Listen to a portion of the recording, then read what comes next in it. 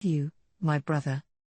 Seeing how resolved the demons were for this made Dagrel and his brother feel more reassured as well. So, before any more time was wasted, everyone prepared to fend off the upcoming attack. Milim's team was watching the horizon. Wow, that ain't good. Carillion was the first to speak, while the blood drained from everyone else's faces. The land and the sky were filled with a swarm of insects. Their sheer ferocity was impossible to measure, their threat impossible to imagine. Those are 8 out of the 12 armies of Xeranus, the insect lord. This couldn't be much worse. His inner circle, the 12 insect masters, all coming together. The convalescing Obila was the first to answer him. Thanks to the care Milim provided, she had now undergone a full recovery. She was determined all over again to fight and even the score with Michael, the man who destroyed her beloved army, but even she was at a loss for words in the face of this abominable swarm coming their way. She just had a thing against bugs, really. Otherwise, she never would have pleaded with Zerario to give her the far more dangerous role of watching over the world destroyer dragon, but regardless of that backstory, this was one reality they could no longer afford to run away from. Frey, Milim said, is it all right if I blow them all away with Drago Nova? Well. Frey thought about it for a moment. It wasn't a bad idea. Obila was giving Milim the most expectant look, too, so Frey was willing to permit this. If Frey was an insectophobe as well, she probably would have said yes without a second thought. But she stopped herself. She had no particular reason to say no, but she also had something of a bad feeling about this. Using our most powerful attack first thing might have its tactical purposes, I suppose, but it's not a good idea to reveal our hand before we even know what the enemy's capable of. So, despite the evasive way she phrased it, Frey dismissed Milim's idea. With such a huge number of enemies, it was certainly tempting to have Milim wipe them all out in one go. But, for now at least, she thought it wiser not to underestimate the insectors. She knew Zijin, after all, she herself actually fought against Apito the insect queen, but she was there to watch Carillion face off against him.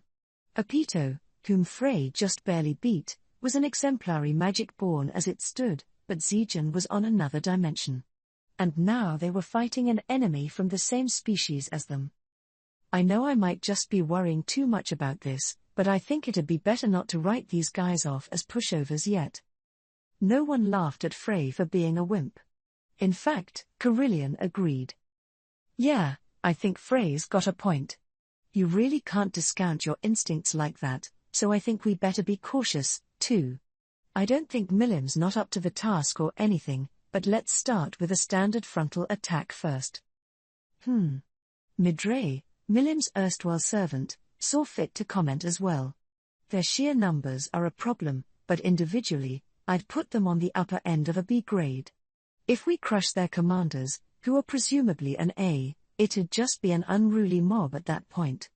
Their strength is pretty clear visually, so it'd be easy to find the right targets. It might be a surprisingly easy victory. He was speaking based on his own standards, which made him a little unprepared to play battle strategist, to say the least. It didn't even sound like a strategy to Frey, but she kept silent, recalling that the people under Midray were probably used to his reckless streak. All right. We'll take care of the flying ones. Could you handle the ground insects, Sir Midray? Frey wanted to wrap this up quick before any more dumb ideas got tossed around. I don't want to leave them to Midray alone, Carillion said, trying to help her a little. I'll have my warriors take out their commanders, too. Once we decapitate 'em like that, they'll be pretty good training for our new army. Yes, that would be appreciated, Midray answered with a wry grin. Not for me to bring this up, but I'm a tad unsure it's wholly right for priests to be fighting on the front lines. I wouldn't be just a tad unsure about it, thought Obila, but she also saw fit not to bring it up. I'll guard Lady Milim, she offered. Wah ha ha ha ha. Yes, I'll expect great things from my big four here. As usual, Milim was enjoying this immensely. This conversation seemed so relaxed, like everything was normal and they weren't about to go to war. Huh? Big Four. Are you serious? Milim, I think Rimuru is too much of an influence on you. Can't you give them more normal military posts instead of calling them the Big Four? No. I like Big Four, okay? I've always thought it was so unfair that he gets to have a Big Four and I don't. Well, fine by me, but... And me, Midray said, agreeing with Carillion. Whatever Lady Milim deems fit to do, I will gladly follow.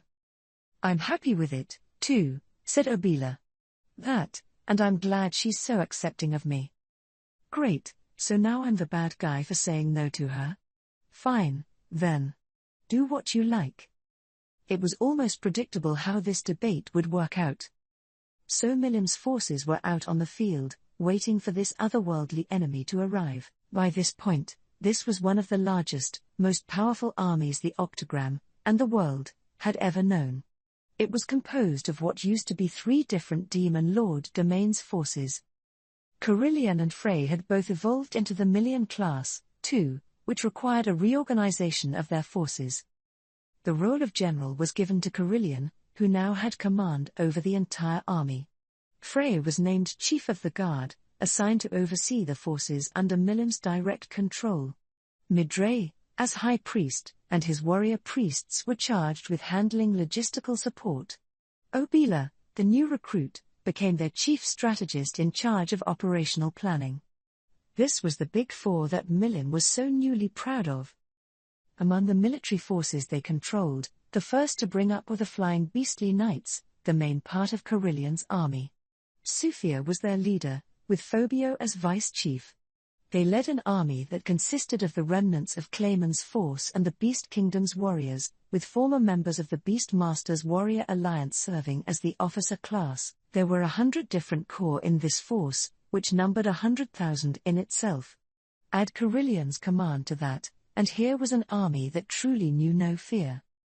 The next force to introduce was the Milim Guard, an ultra-elite team directly overseen by Frey.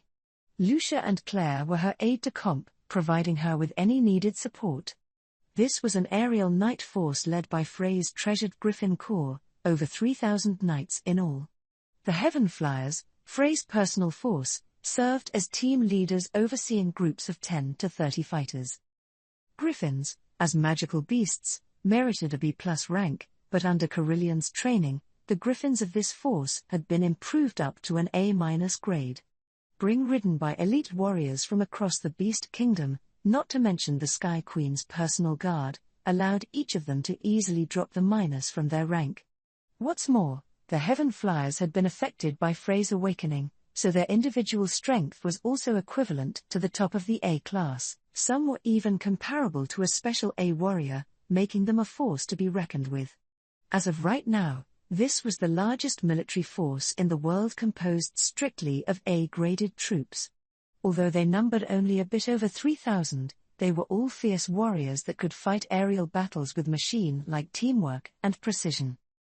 The last force instituted with this new reorganization was their hastily assembled rear support guard.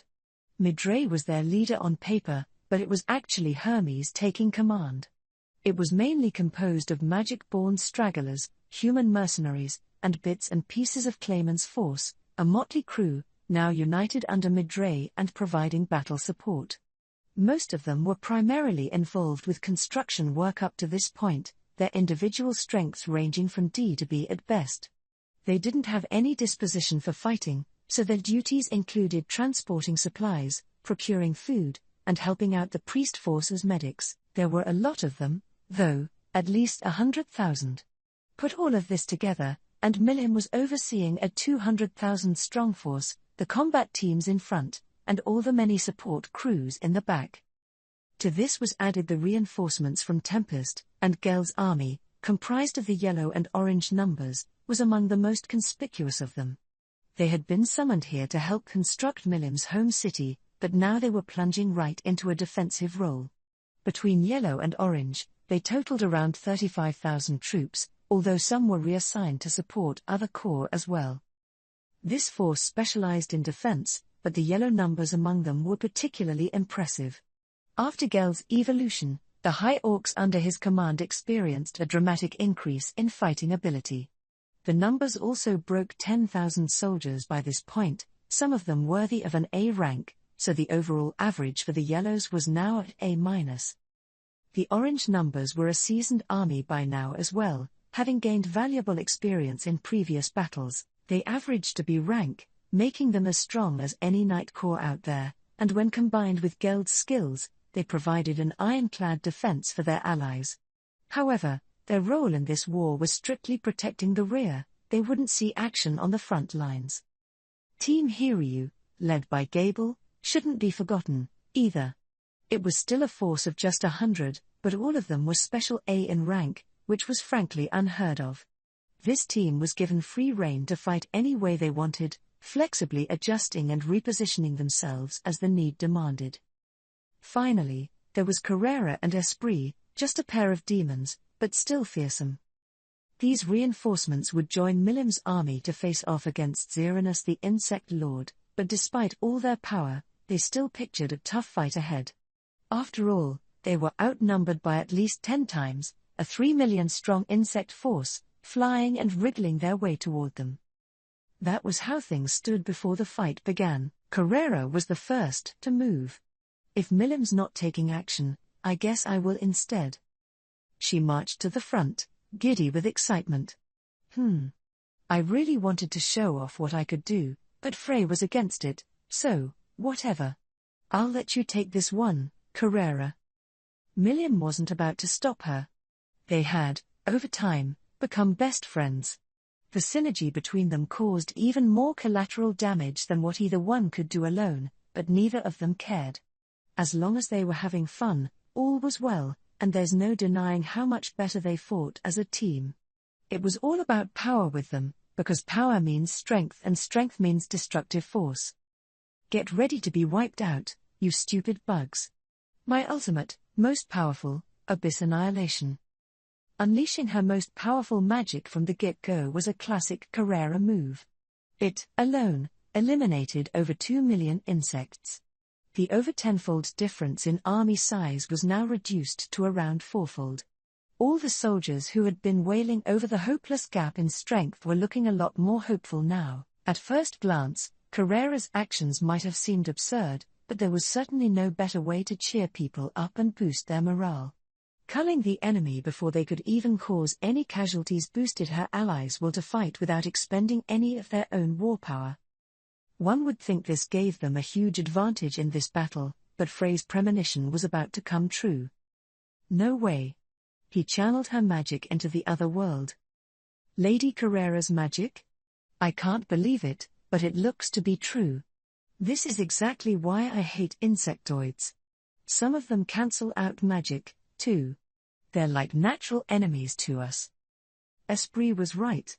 The magic from Carrera had been diverted by a single insectoid, a female one, with long, slender wings that shone every color of the rainbow. Her name was Period, one of the 12 insect masters and a fighter who was absolutely superior when it came to magic. Well, no time to act all impressed. It's coming soon.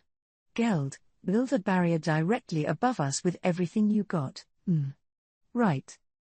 Carrera's smile disappeared as she gave the order. Geld had his doubts about it, but still obeyed without further question. As they spoke to each other, Esprit next to them sprang into action.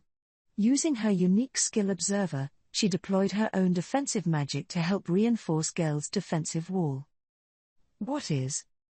Before Frey could finish the thought, a strange distortion opened up in the sky. Just as I anticipated. Well done, Lady Carrera. You deciphered that complex magic rewrite immediately, didn't you? Of course. This is basic stuff. But can you hold out? I'll join in, too, then. If they destroy this castle, Frey's gonna be so mad. Milim also put her hands up high. With that, their force now had a 3-layered defense system: Esprit's magic, Geld's wall, and Milim's protective curtain. Not a moment later, a wave of destruction poured down from that rift in the sky. It was the exact same abyss annihilation that Carrera had unleashed a moment earlier. Whoa, is that the... What's going on here? Frey was sharp enough to spot it right off. Carillion's instincts also told him what happened at once. Aha, Midray muttered a moment later. So they channeled Lady Carrera's magic into the other world, then connected it to an exit point right above our heads. What an insane thing to see. That was the answer. The only leader still clueless about what was going on was Gable, but there wasn't much to be done about that. As gifted in magic as Carrera was, she just had her most powerful offensive strike bounced right back in her face. It was nearly impossible to explain to someone like Gable, and even harder to imagine. In fact, no one here had any idea this kind of thing was even possible. At any rate, they had no choice but to have Geld and crew defend as best they could. Everyone awaited the impact with bated breath. Then, for a few moments, there was an intense flashing light, followed by an impact that felt like the world had turned upside down. It subsided as rapidly as it came, eventually quieting down to nothing. Once the shaking had subsided, Carrera finally spoke up. Funny to think they could do that, huh? If that was Milim's magic, I'm not too sure what would have happened. Only after they somehow blocked her own abyss annihilation did Carrera breathe a sigh of relief. She was acting all casual about it now, but the people around her gasped in horror at the idea. The power of that strike had been reduced to less than a third of normal, which allowed everyone to somehow withstand it, but the terrain around the castle had been all but stripped bare, the roads and other landmarks barely recognizable now. Rebuilding all of this was a headache-inducing idea, but there were no casualties, at least. What if that blast just now was a Drago Nova, though? Wah ha ha ha ha. People can't meddle with my magic that much, you know. I bet she only would have been able to bounce a small chunk of it back at us. Even a small chunk would have been impossible to weather, though, maybe, how to put it? We don't even know how that spell works yet. I don't think we could defend against it too well, not unless we could change the laws of nature. Carrera was being honest. She might be something of a magic whiz, but Milim's spells were on another level.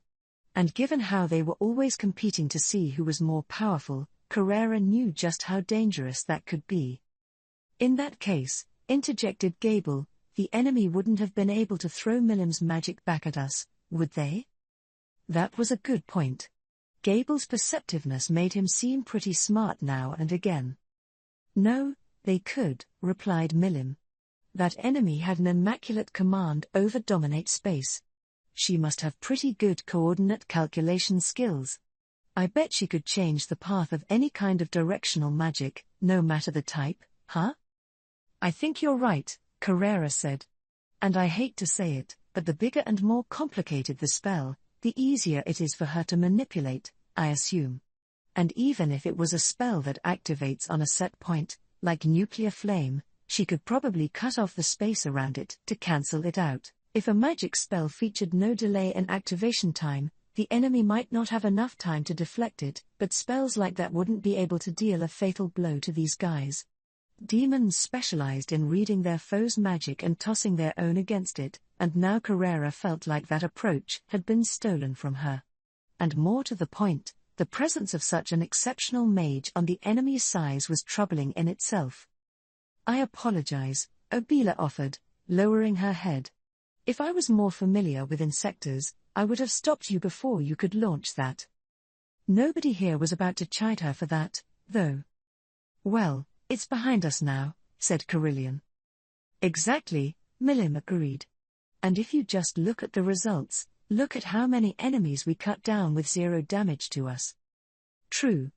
We're safe, after all, so no reason to complain about this, added Frey. What we need to do now is consider our next step. Both Milim and Frey were correct. Carrera's blow did greatly reduce the enemy's strength, and their soldiers, unaware of what just happened, were still riding high morale-wise. It'd be a better use of time to stop playing the blame game and try to keep this momentum going. Okay, Frey announced, no magic from now on. No objections here, said Carillion.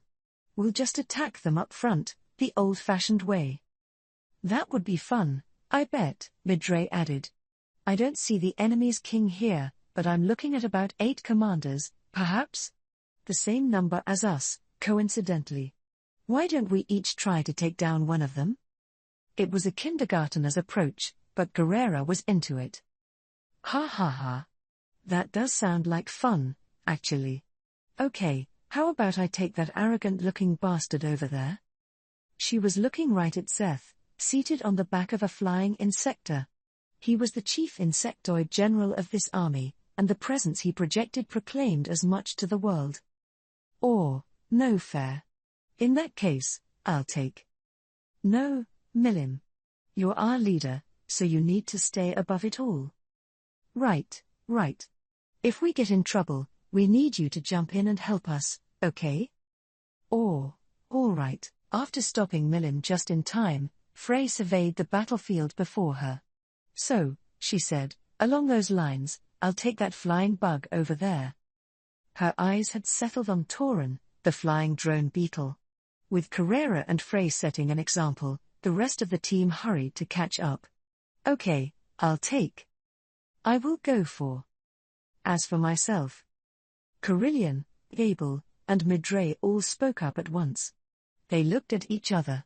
First come, first served, then? Very well. I haven't had a chance to go all out in far too long. Indeed, it's quite true for me as well. Now, time to settle the score. There was no time to stop them. In a flash, the three leaders shot out from the castle, attempting to get a leg up on their rivals. Their armies, inspired by the sight, moved to catch up with them, and so the curtain was raised on this great battle. With a nod to Milim, Geld stepped away to command his own force. All that remained were Milim, Obila, and Esprit.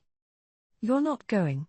Obila asked. Well, to be honest, Esprit reluctantly began, I'm not up to their level at all, so I think it'd be safer to watch how things unfold and provide support to someone else's battle.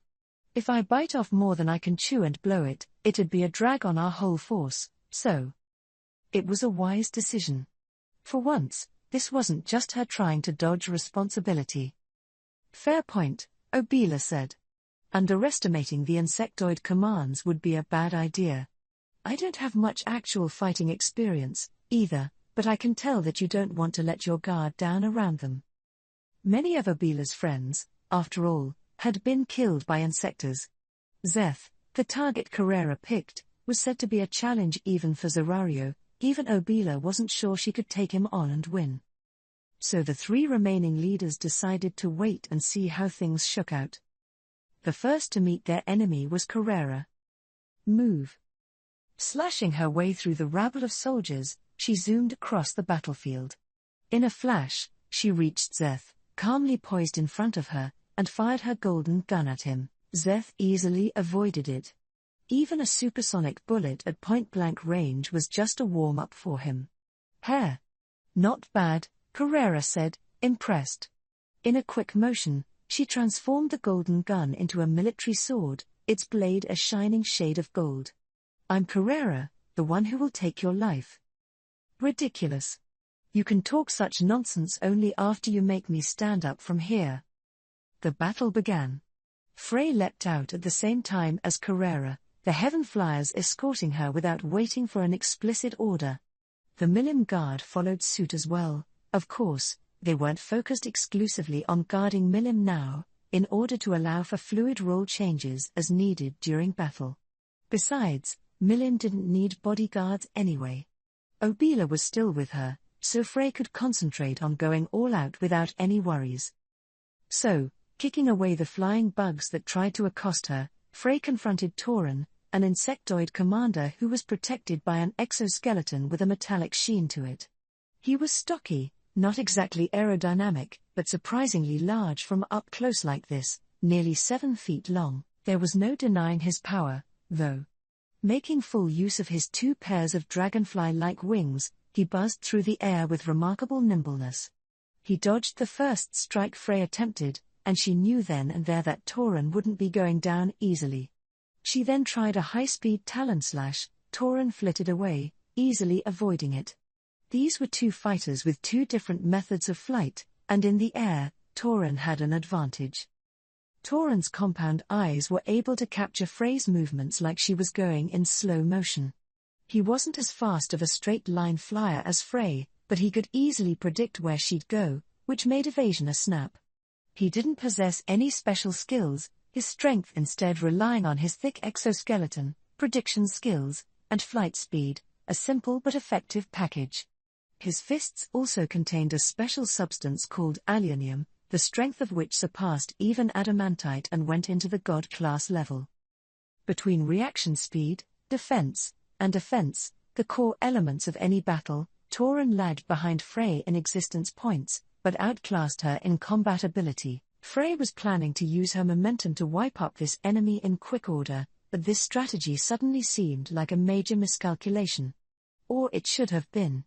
But then Tauren just had to open his mouth. Ee-hee. Ee-hee-hee-hee. You, slow. Me, fast. Huh? That was enough to make Frey lose her temper. As Milim would say later, there was nothing mild-mannered about Frey's personality at all. Anyone who says something stupid about her would learn how dumb a move that was real quick, and Milim should know, considering how much Frey yells at her. Now it was Tauren's turn to learn that, with his own body. Gable had followed Frey, his team Hiryu in tow. All of you. Our enemies are insectoids, much like Sazijin or Lady Apito. I'm sure you realize how strong they are, but do not let your guards down. His loud warning was met with broad nods from his crew. They were always getting beaten to a pulp down in the labyrinth. That made the danger here crystal clear, so they were all on, perhaps excessively, high alert, so Gable pressed on, using his breath to cleanse the sky of the clouds of bugs surrounding him. Kakushin, Sukero, and Yashichi, his erstwhile yes-men, followed close behind. Hey, Sir Gable. Are you going to help Lady Frey? I am ready to, yes, if she is having trouble, but... Yashichi's suggestion didn't fill Gable with enthusiasm. Frey might not appreciate the attention, he thought. Besides, someone else was occupying his own. Oh. Sir Gable. I see someone tough looking over there. Sukero just noticed it, too. Indeed. He resembles Lady Apito somewhat, but I sense something far more sinister about him. And Kakushin was now taking the words out of Gable's mouth. Yes, even he thought this guy was more of a threat than Apito. The Insect Queen's EP was below his own, but they were an even match in a fight. His record against her wasn't that great, it was always a slog whenever they clashed.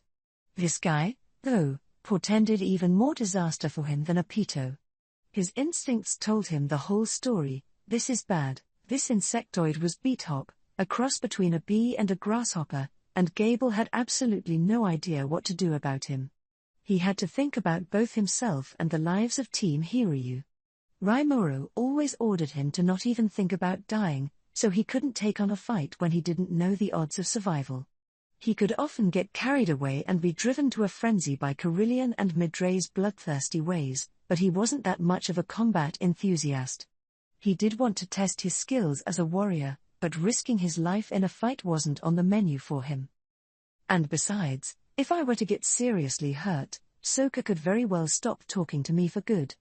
I made her cry last time, and I know full well how hard it was to get her in a good mood again after that. The bitter memory almost moved Gable to tears. Every battle pairing came with its own set of compatibilities, and he saw no need to give up the advantage of flight here. He didn't have to go out of his way to challenge a dangerous opponent, he could just find one easier to beat. With that thought in mind, Gable tried looking for another enemy commander, but it wasn't going to work out that way. Yo! Don't run on me. Beathop was a fearsome commander. In an instant, he had closed the long distance between them. What? Gable reacted to Beathop's subsequent kick because he was used to Apito's speed by now.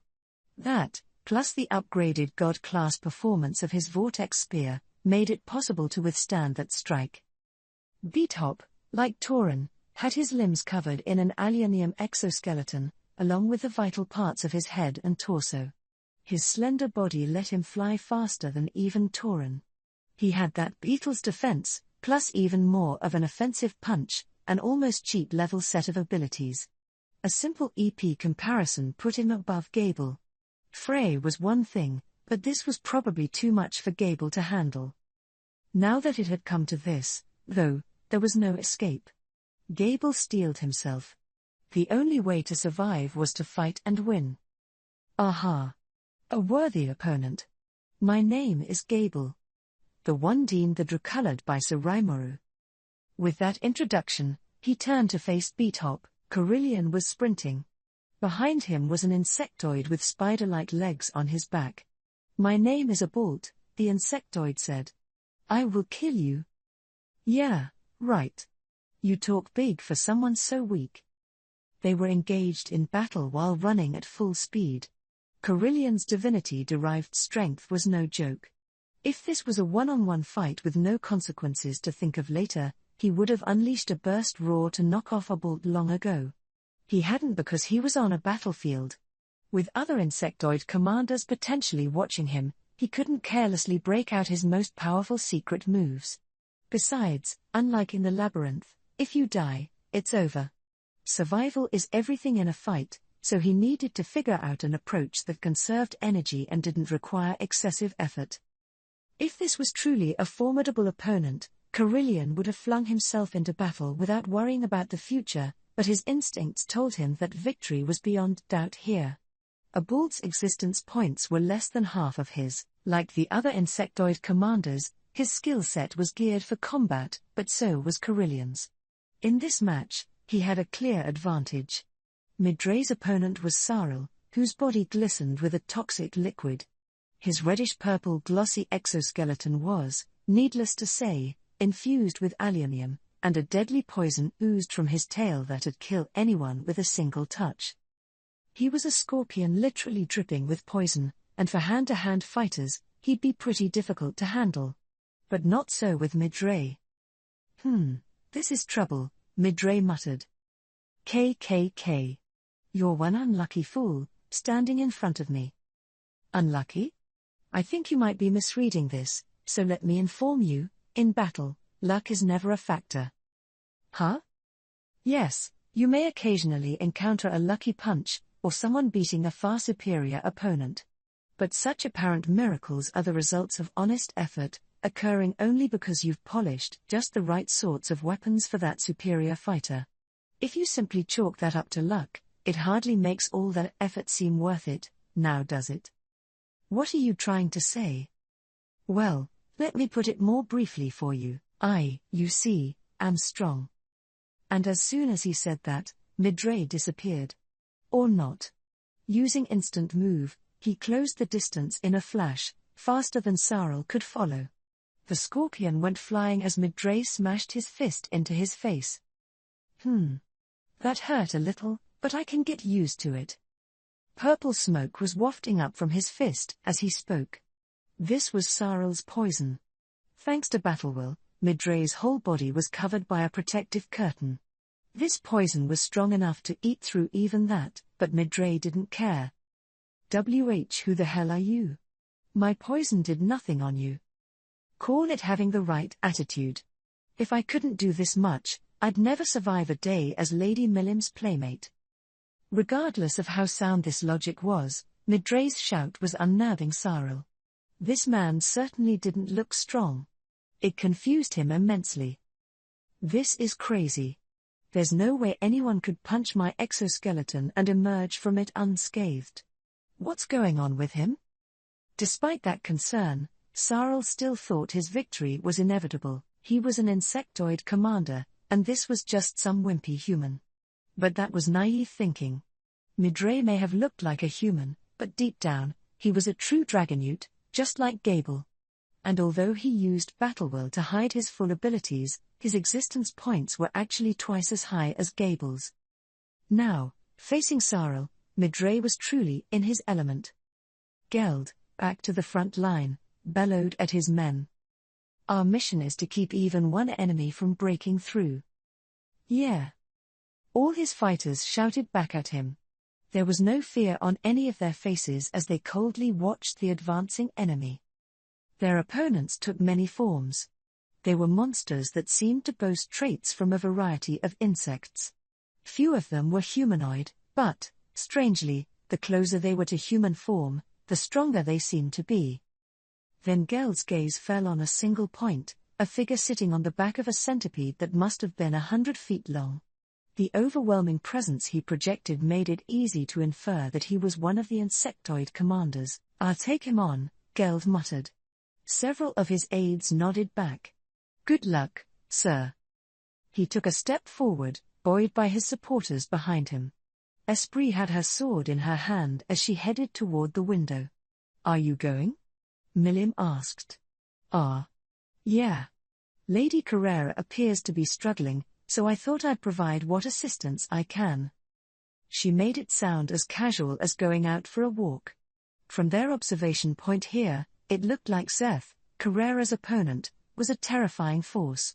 Period was also blocking her magic, further putting her on the defensive.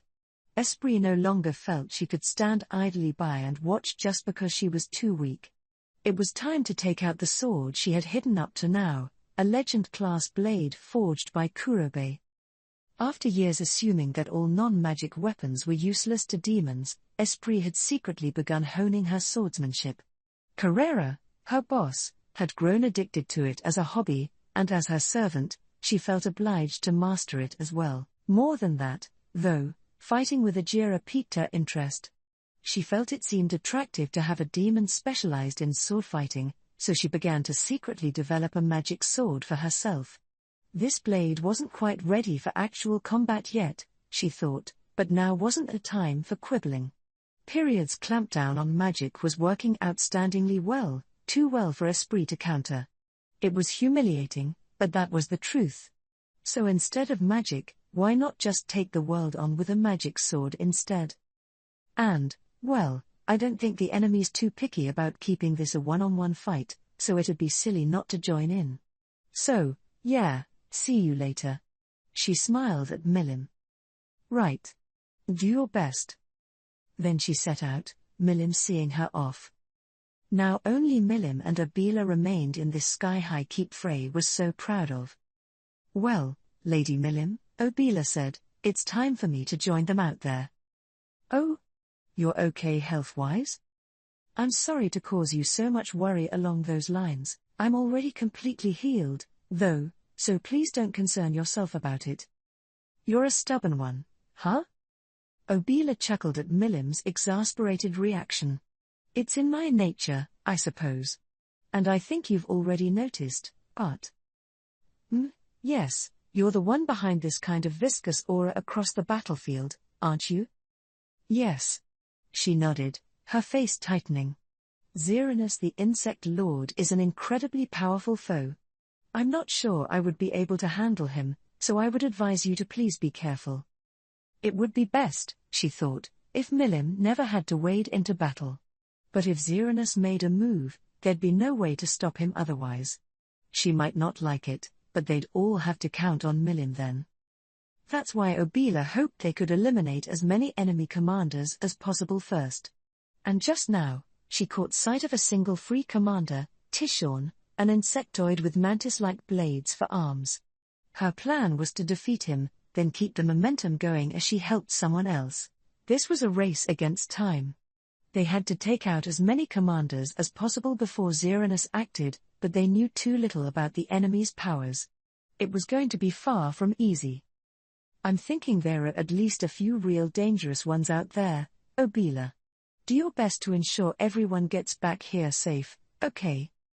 "Yes, my lady." Obila experienced a rush of elation. It just felt so good to receive orders from her master. She fought her previous battles out of a sense of duty, but now Obila could feel strength welling up from the bottom of her heart. "Oh. Is this how it felt for all my troops, too? I wish I could have rewarded them more for it." She grew sentimental for a moment, but only for a moment. Obila was alive because she took on the wishes of her beloved army. And now, she could no longer stand still. "I'll be back." "Right. Put up some results for me." With Milim's final words of encouragement, Obila was also off to fight. And so the war began to intensify. Chapter 3. Capital in Flames. The World Congress had proceeded smoothly so far. That, of course, was thanks to the prior arrangements we made. We already secured all the votes we needed to pass our resolutions, so nothing unexpected was about to happen there. Besides, there's no way anyone would be foolish enough to oppose this legislation right when we worked out a deal with the Empire. Masayuki, as Emperor, stood up to sign the document. Loud cheers and applause filled the room as everyone watched him step up to the stage. It was all going just like we planned. Testarossa, and everyone else who worked so hard toward this day, were showing off contented smiles. She was the MVP behind the curtain for all this, so I definitely have to reward her later. So, sign it. Come on, hurry up. Then we had that fun dinner thing waiting for us. I knew Hinata was going to change into a fabulous dress for it again, like she did at my last party. I knew because I'd arranged the whole thing, even putting in a good word with Luminous, she'd be tailoring a, shall we say, very provocative design for Hinata. The whole thing was perfect. The bribe wasn't exactly cheap, but then, we both wanted to see this happen. Luminous, being the kind, understanding woman she is, wound up agreeing to a very reasonable price. And as I was having these prurient thoughts, I even considered ditching this ceremony entirely so I could get to the party venue early. I heard a loud explosion from the direction of that venue. A beat later, the assembly hall began to shake. Masayuki, are you all right? Veilgrind cried. Huh? What's going on? Whoa. Don't get all touchy-feely with him. Veilgrind was right next to Masayuki, the perfect bodyguard, but I couldn't have her trying to make out with the guy every chance she got. With her around, Masayuki's safety was a given, but I at least wanted to show a little concern. You okay, Masayuki? Oh, I'm fine. And I guess everyone else is, too. Masayuki was looking around the chamber as he spoke. I joined him, and I have to say, these guys were hand-picked counselors for a reason. Every one of them remained calm. Oh, of course. If this was enough to rattle them, they'd never be able to work alongside me. Before I knew it, Testarossa had already sprung into action, getting everyone organized like nothing was amiss. The knights guarding the chamber were also moving to and fro, following her precise orders. I've ordered the Crusaders to go on full alert. They've been sent to investigate the venue and surrounding area to find out what happened. Oh, thanks. As Hinata stepped up to tell me that, a serious problem suddenly occurred to me. Is the dinner venue all right? Maybe we can salvage all the rare, exotic food we prepared for it, but if the site itself is badly damaged, it might affect tonight's party. We wouldn't have to cancel, would we? Oh, no way. If that happens, I'll never get to see Hinata in that dress. I almost rushed right out of there from the anxiety. But then... Sir Rimuru. I just received a call from Lady Frey. The insect lord Xeranus's army has begun their invasion. War's going to break out soon. The Nimaru sent me a report so cruel and merciless, it shattered any tenuous hope I had left of salvaging this day. No, but wait, if I flew over right now and took care of Xeranus, maybe we could still make tonight work. Whoa, Rimuru, we're in big trouble here. I've been sending out my regular contacts to the demon lords, but I haven't heard back from Damargania. That's, really bad, isn't it? Yes, Ramirez. Yes, it is. Out of all the possible scenarios we pictured, having no contact at all was among the most dangerous. This is why we set up a procedure for handling this, I grumbled to myself as I ordered Ramirez to keep gathering info via thought communication for me. She must have recalled that whole procedure we worked out just then, because she said, "Ooh, right. I'm not panicking at all, I promise," and went back to chatting with her operators. Anyway, I couldn't make a decision without some more info. Maybe I ought to officially give up on the dinner party.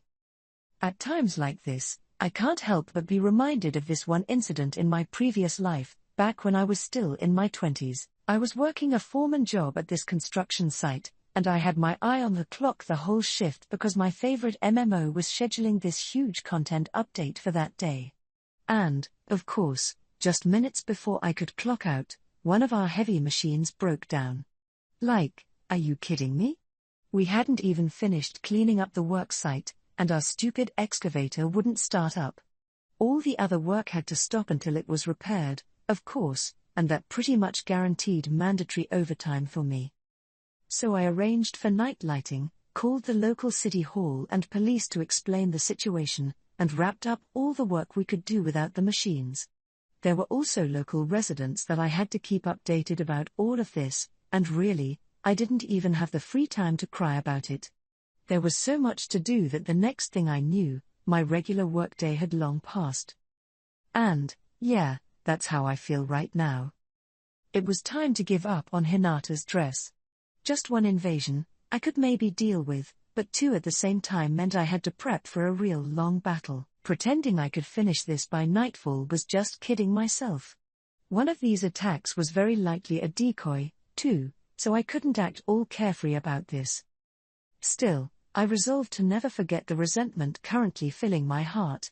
These fools needed to be taught a lesson, deprive me of my fun, and you'll pay a dear price for it. So, mentally turning the page, I began to consider our options. The sharp-sighted Hinata immediately noticed the change in me. "Something up?" she asked. I nodded back. "Yeah, my enemies are on the move. It looks like something's going on over here, too, but..."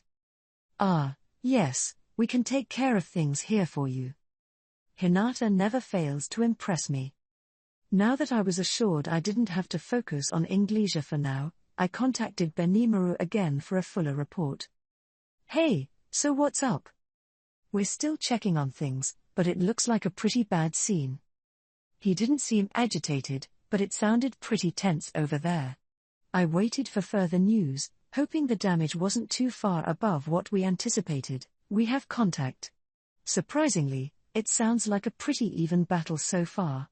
It was apparently kicked off by a massive magic blast from Carrera, but someone among the enemy had a way to bounce the magic back at our forces. They've avoided casting magic since then, so now it's just one big melee, she said. They bounced Carrera's magic back at us? How could they do that? Her magic is, beyond crazy, but would something in the Dominate Space family do the trick? It would depend on the caster's computational power, but it's possible.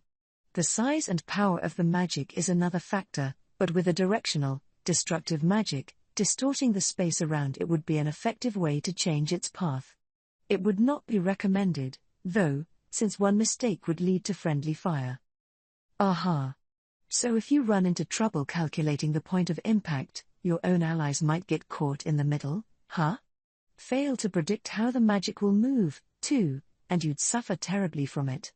I bet Seal could manage all that fine, but I wouldn't touch that move unless I had no other choice. Thinking about it that way, it sounded like the enemy was expecting casualties as a given with their strategy. There must be some pretty daredevil gamblers among them, mess it up and the risks were sky high. Thanks to this move pretty much taking magic off the table, the two sides were now engaged in physical melee combat. A total of 8 commanders were among the enemy force. They were called the 12 Insect Masters, but there were only 8 surviving, so this was the whole gang in one place. There were also signs of Xeranus the Insect Lord in the area, which prevented Milim from making any major moves. Her Big Four, along with Carrera and the other demons, were all engaged in combat now, fighting against these commanders. What's this about Milim's Big Four, by the way? I wasn't sure, but way to find 4 people to volunteer for that crap, I guess. So does it look like we can win? Unknown as of yet, but it's likely going to be a tough battle. All right. Let's put in some reinforcements. I thought you'd say that, so I've already sent out 300 members of Team Kurenai. Benimaru really is a talent, isn't he? The man never wastes time when it comes to decision-making. Our transport magic circles could only hold around 50 people at a time, but we could run them 24/7 as long as we powered them with magicules. Our labyrinth had a ton of those, of course, so we didn't have to wait long at all between transports. Veldora was helping them out as well, so the 300 troops were already at the battlefield. Gobor was commanding them, and Benimaru assured me she was fired up and ready for action. It turns out that she and Phobio had started dating at some point, so she saw this as her lover in mortal danger, so, well, I don't think much is going to discourage her, no. Well, great, but I'm worried if we have enough firepower. If the enemy force totaled over 1 million, an extra 300 allies didn't sound like much. Each Team Kurenai member was an over A in rank, which was reassuring, but if they're exhausted and start making careless errors, they could start to crumble in short order. Should we send Gobta over as well? Him and his 100 goblin riders? Our nation was already amply protected by the labyrinth. Gobta and his team wouldn't have much to do on that front. If they were asked to defend Tempest, well, that'd mean we were in a pretty dire situation anyway. With the goblin riders' mobility, a large battlefield was much more suitable for them. Things would be a lot tighter for them if put into a labyrinth fight. No point saving them for some rainy day, I suppose. Okay, let's do that. Ranga, go with Gobta and keep him safe. At once. Ranga's presence disappeared from my shadow. That was a relief, but then I heard Benimaru laughing about something. Heh. You constantly spoil Gobta, Saraimaru. Oh? How so? Well, he's quite capable by himself, too, you know. You don't have to worry so much about him. He'll be just fine. Yeah, but you know how he trips up sometimes. Ha. In normal life, yes, but he's all business on the battlefield. Then again, maybe being a little overprotective is the right call for this war. Benimaru didn't sound so jovial any longer. I suppose he sensed something disturbing about all this. So you think our enemy's pretty strong, too? It's weird. I can see them through the eyes of Geld and the others, but there's no fear at all among the insects. They just keep tirelessly attacking, even climbing over the corpses of their comrades. Wow, creepy. As Geld put it, they remind him of himself and his orcs when they were being ruled over by his lord. Oh, the unique skill Ravenous. That was more of an unpleasant memory than a nostalgia trip. But I got the picture. Regardless, I'll pray that everyone's okay. Keep monitoring the situation. If things look really bad, don't hesitate to jump in, too. I'm aware, sir. And that was the end of our chat. I next reached out to Ramirez. Any response yet? Hang on 1 second, I'm in the middle of something important. Oh. Rimuru. Hey, listen, this is, way beyond bad. Pipe down, lady. I didn't know who she thought she was talking to, but how could she get her thought communication signals mixed up at a time like this? She hasn't been lazing out on her training, has she? But, oh. Right. Thraney and Beretta were helping out. As long as they were, I trusted Ramirez and all, but now I was wondering if I should have placed her in a command role. Hey, can you put Beretta on the line for me? Or, hang on, you can trust me. Just do it, please. Roger. This wasn't a debate. I wasn't being gruff with her because I was still pissed off about Hinata's dress or anything, but this was an emergency. I'm not playing around here. Let's hear what Beretta has to say. We received a contact from Sir Zonda a moment ago, sir. Lady Ultima had ordered him to travel to a region where his communications wouldn't be blocked. That's Ultima for you. Unlike a certain lazy bum of a fairy, she at least stuck to protocol. So what are they looking at? He described the enemy as fearsomely strong and asked for immediate backup, but what do you think we should do? Would it be better to call on the other demon lords and have them bring their forces back? That's one option, yes, but the words fearsomely strong stuck with me. Any ill-advised troop movement could make us fall into an enemy trap. If possible, I'd like each of them to keep at least a small force on hand. Besides, Inglesia was under the rule of Luminous, and I couldn't borrow anything from her. Leon was in enemy hands, and Guy was ensconced in El Dorado and not in a hurry to move out. Unless this was a Velzard attack, I felt everyone was better off staying where they were. So does that mean I'm the only demon lord with any deployable troops to spare? I wondered what I should do.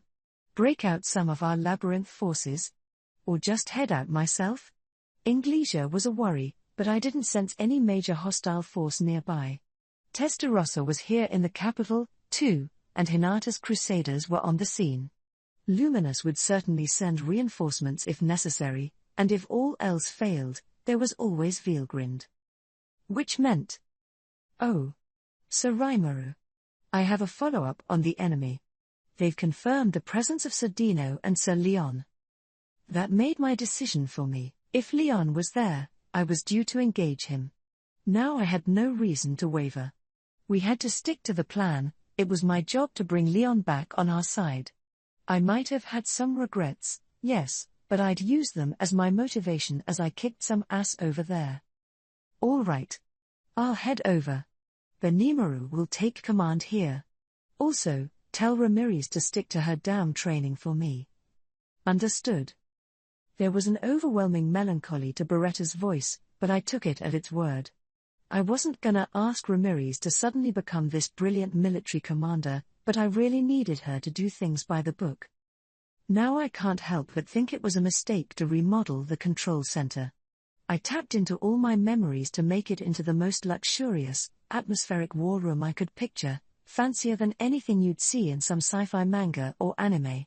But thanks to me wasting so much money on whatever I wanted to do, now everybody wanted to sit in those fancy commander's chairs, which was annoying. I even prepared a special Ramirez-size seat for her, and I'm sure she's probably glued to it now. But, yeah, playing big army man is great and all, except now we're in an actual war.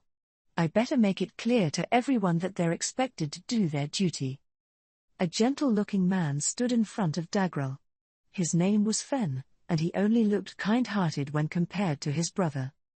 He had a giant's height, but he was more slender, with supple, well-toned muscles. His skin was a milky shade of white, like all pigmentation had forsaken it, the result of being kept in an isolated, sun-free room for an inordinately long time. His green hair was long and shaggy, and his eyes shone like jade. He wore a long, loose-fitting robe that revealed his chest, along with chains wrapped around his waist and shoulders as an accent. These were Gleipnir bonds, the chains that held him down for many years, but now he had taken a liking to them. Fen loped his way toward Dagrel, his body swaying back and forth in an inscrutable motion. He seemed completely open to attack, but he wasn't. He was moving like an expert fighter, ready to answer any potential strike. He smirked at Dagrel. "It's been too long, huh, brother?" Dagrel heaved a sigh. "I've missed you, yes. But I also never wanted to see you again." Or, don't be mean like that. It's only us three brothers, ain't it? Exactly. That's why I'm so sorry that things went awry like this. Ha. You've sure changed, haven't you? You used to be so cool, too. Fen looked displeased with his brother. He used to look up to Dagrel. Now he was this doddering old retiree in his eyes, and that annoyed him. We all once tried facing up to Sir Veldenava, didn't we? And that gave us a sobering lesson in reality. That's just an excuse, isn't it, Dagrel? I'll never see that as a defeat. Are you kidding? We only stand here today thanks to his mercy. I really don't like how weak in the knees you've gotten, brother. What's the big deal with Veldenava? Once Feldway revives him, then I'll show everyone who's better. You goddamned fool. You say that because you don't know him. I'm not here to debate, all right? Not like we'll ever agree anyway. Let's get it on. I'm gonna beat you, and then maybe you'll wake up. Fen.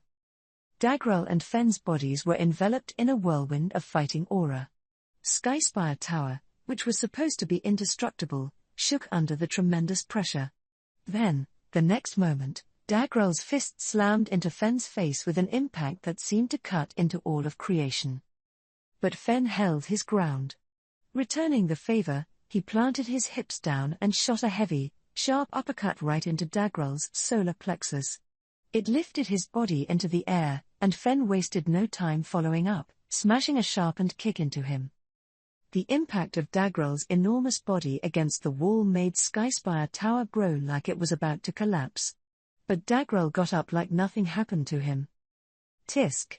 You haven't gotten soft, huh? You neither, brother. That shot would have ended most people. I'm not most people. They didn't let me join the octagram just for fun. You actually like all that? Kind of. Dagrel released all his fighting spirit as he spoke. His existence points numbered over 40 million, and while Fen's count was greater, the sheer pressure he imposed on him was on the level of a true dragon. Now the match would come down to one thing: who was the better fighter? Leon quietly stepped onto the battlefield.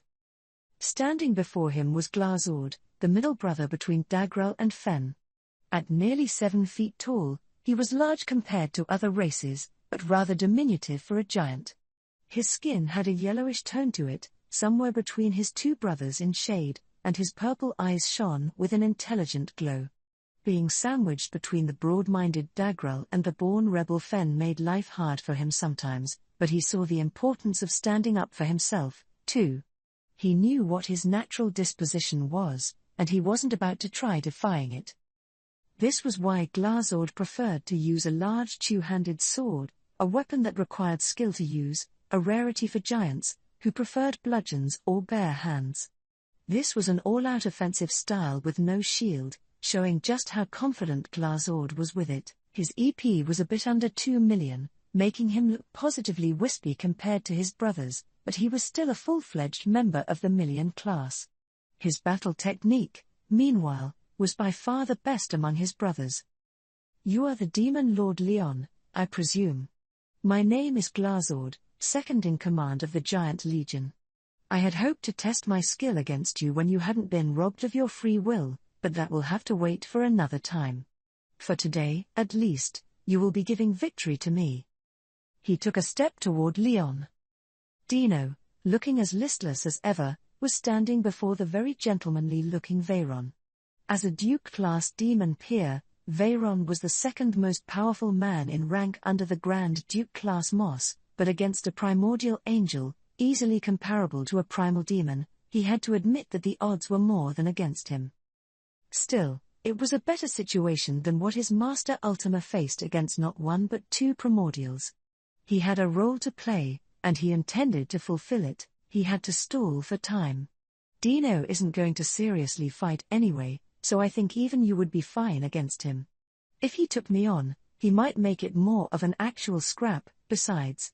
So how about I leave this one to you, Veyron? Being asked so cutely like that, Veyron had no right to refuse. He was determined to do whatever he could to live up to his master's expectations. Oh, do I really have to fight, too? If you don't mind helping me stall for time, I'd appreciate that quite a bit. Ooh, sorry, can't do that. As much as it annoys me, I'm really not allowed to skip out on work any longer, sadly. Dino was taking this approach to his answers because he was still feeling things out, seeing just how far he was allowed to go. It was frustrating, not being able to convey exactly what he meant, but then he tried this phrasing, which thankfully made it out from his lips. Ultima's one thing and all, but with you, all I need is my sword skills.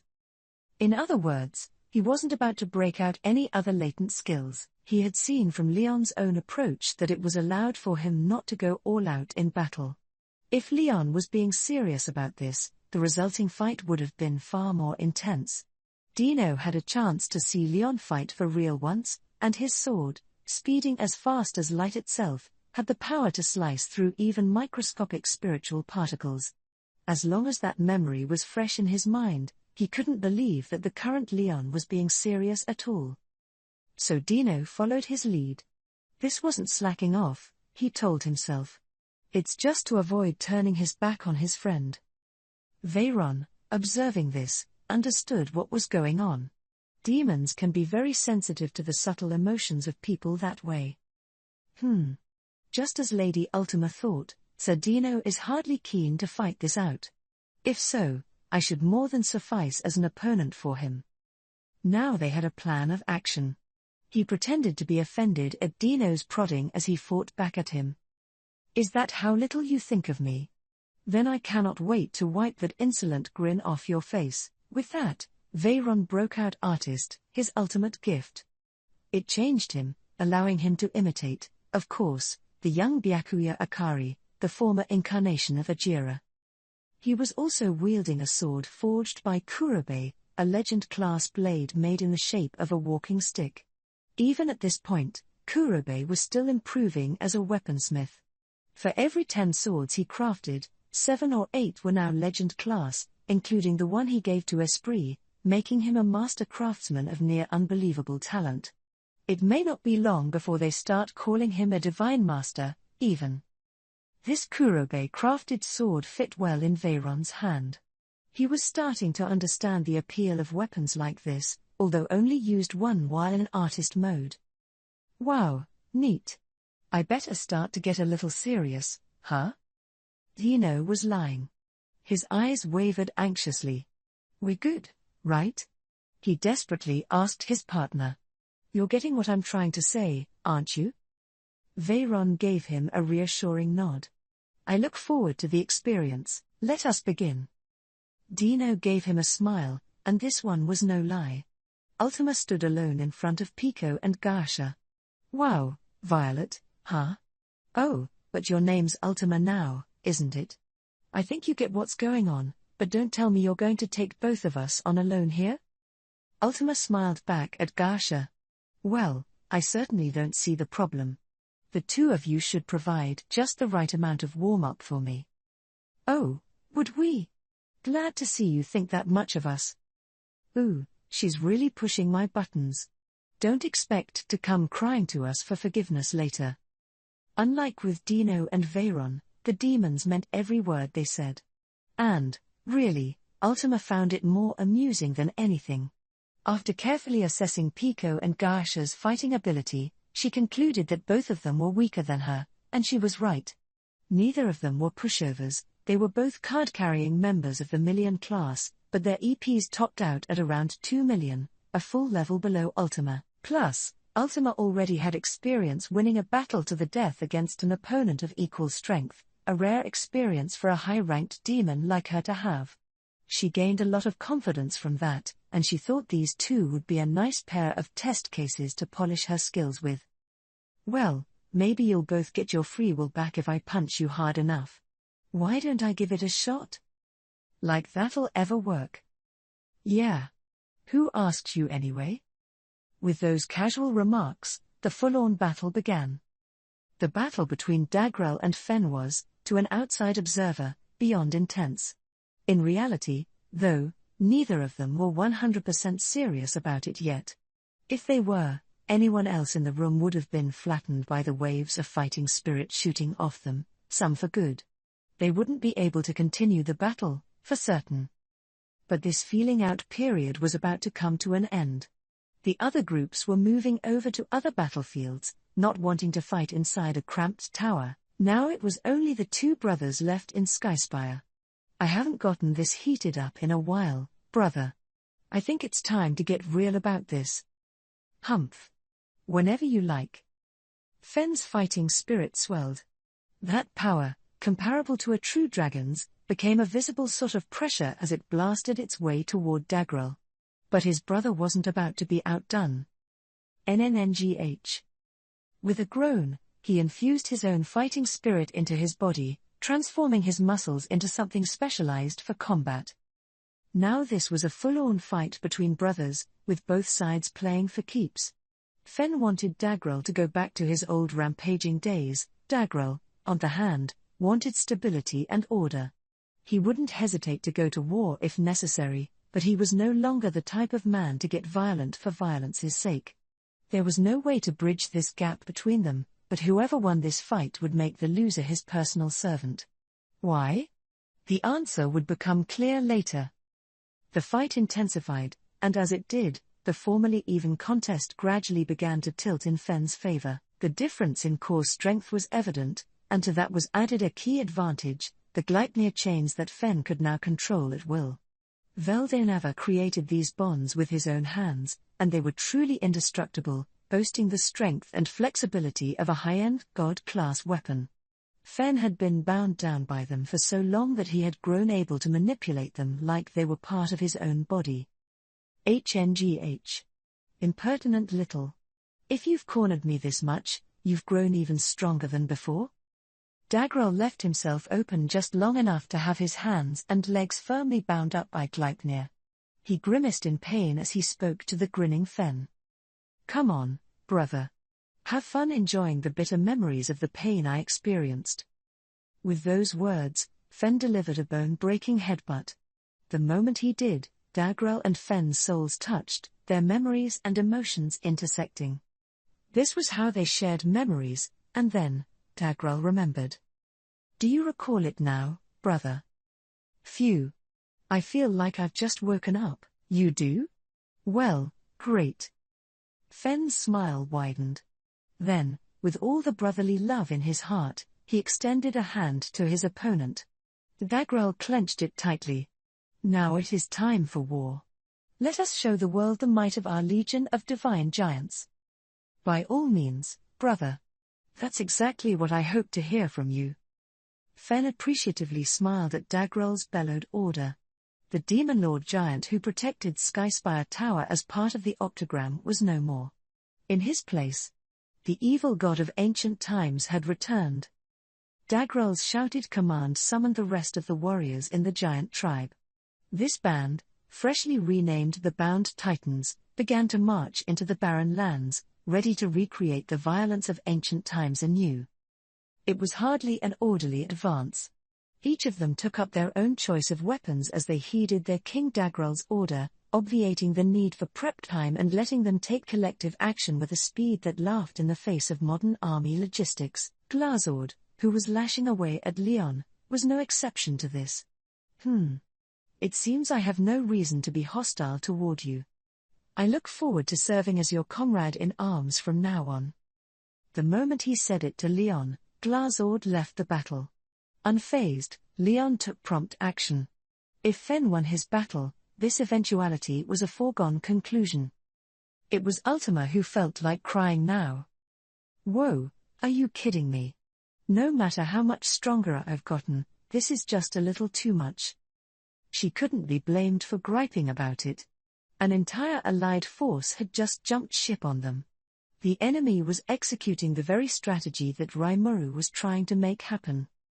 Fortunately, the now hostile Dagral ignored Ultima and the others as he joined the giants' march.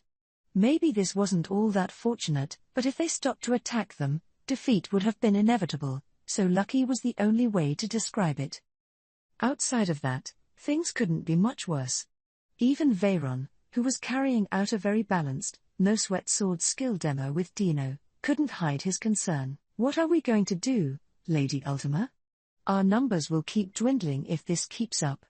Perhaps we had best retreat and regroup. He was willing to invite Ultima's ire upon him for this suggestion, so concerned was he about this. But Ultima was silent as she thought it over.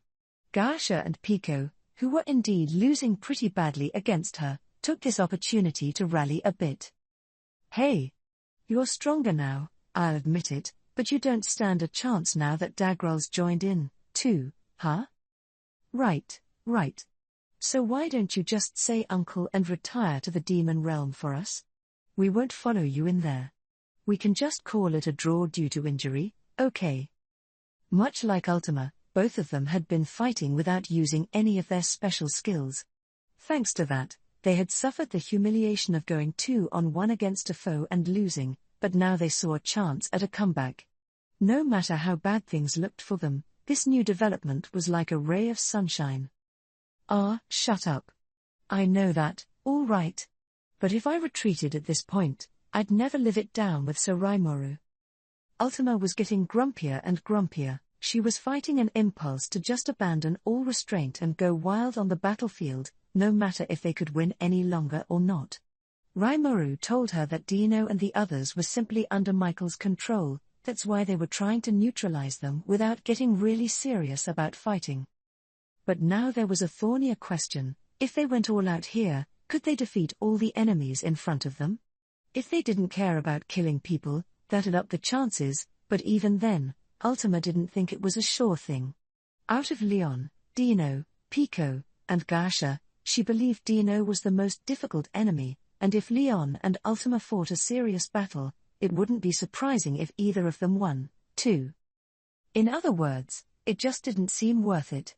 Ultima was screaming at Veyron right now because she knew, deep down, that he was right. She wanted time to ponder her next move, but time was the one thing she didn't have. So she firmed up her resolve. We have to trust in Sir Rimuru. I'm sure he'll be there soon, so just try to keep our enemies pinned down until then. Any objections, Veyron? No, my lady. The plan was now in place. A truly wise decision. You have my praise, Ultima. And, just in time, the long-awaited reinforcements arrived. I opted to take Diablo and Ci with me to the holy void of Damargania. I performed a spatial transport to the point where Zonda was, and after we ran into each other, we rushed to Ultima and the rest at once. The scenes we saw along the way were just dreadful. A throng of giants had gathered, almost like a mobile mob, but before we knew it, they had formed into a disciplined army. Dagrel was at the head of the group, but he seemed different from the man I knew. Our eyes met for a moment, but he just gave me a threatening sneer. Honestly, it was frightening. So I thought a bit about what I should do, but really, there was just one answer. Now wasn't the time to deal with Dagrel. I contacted the relevant people via thought communication about him, and then I promptly left. I had just met up with Ultima and Veyron. Combined with Zonda and the 3-person team I brought along, there were 6 of us now. On the opposing side were Leon, Dino, Pico, and Gasha, 4 in all. We outnumbered them for the time being, and if I could win Leon back like I planned to, nothing could prevent our victory. Huh? Whoa, Rimuru's here, too. That I am, Dino. But I'll deal with you later. I focused my attention on Leon. It seemed to me that he understood my intentions well enough. He showed no sign of defying me, which I took as evidence that Michael's mind domination wasn't quite up to the point of brainwashing. I didn't really think it was possible, anyway, to make anyone like Leon, holding a will strong enough to acquire and wield an ultimate skill, swear allegiance to you through the power of your own skills alone. Any attempt at it would just be a front, really. What I saw here was Michael placing certain restrictions on behavior that went against his will, but nothing else. So I decided to do something about it. Like I just told Dino, he'd be taking a back seat for now. Leon came first. You better get ready, Leon. Complex space, consume him. I wasted no time busting that out.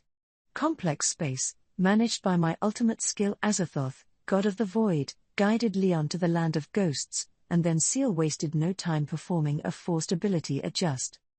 And with that, Leon was. Phew. It went as planned, yes, but I never want to go through that again. Yeah, he was back to normal. Now Leon was on my side again. The next order of business was the ever-lethargic Dino. I saved him for later because I assumed he'd be a cinch to bring back, and now I was ready to wrap this all up real quick, but apparently it wasn't going to be that easy.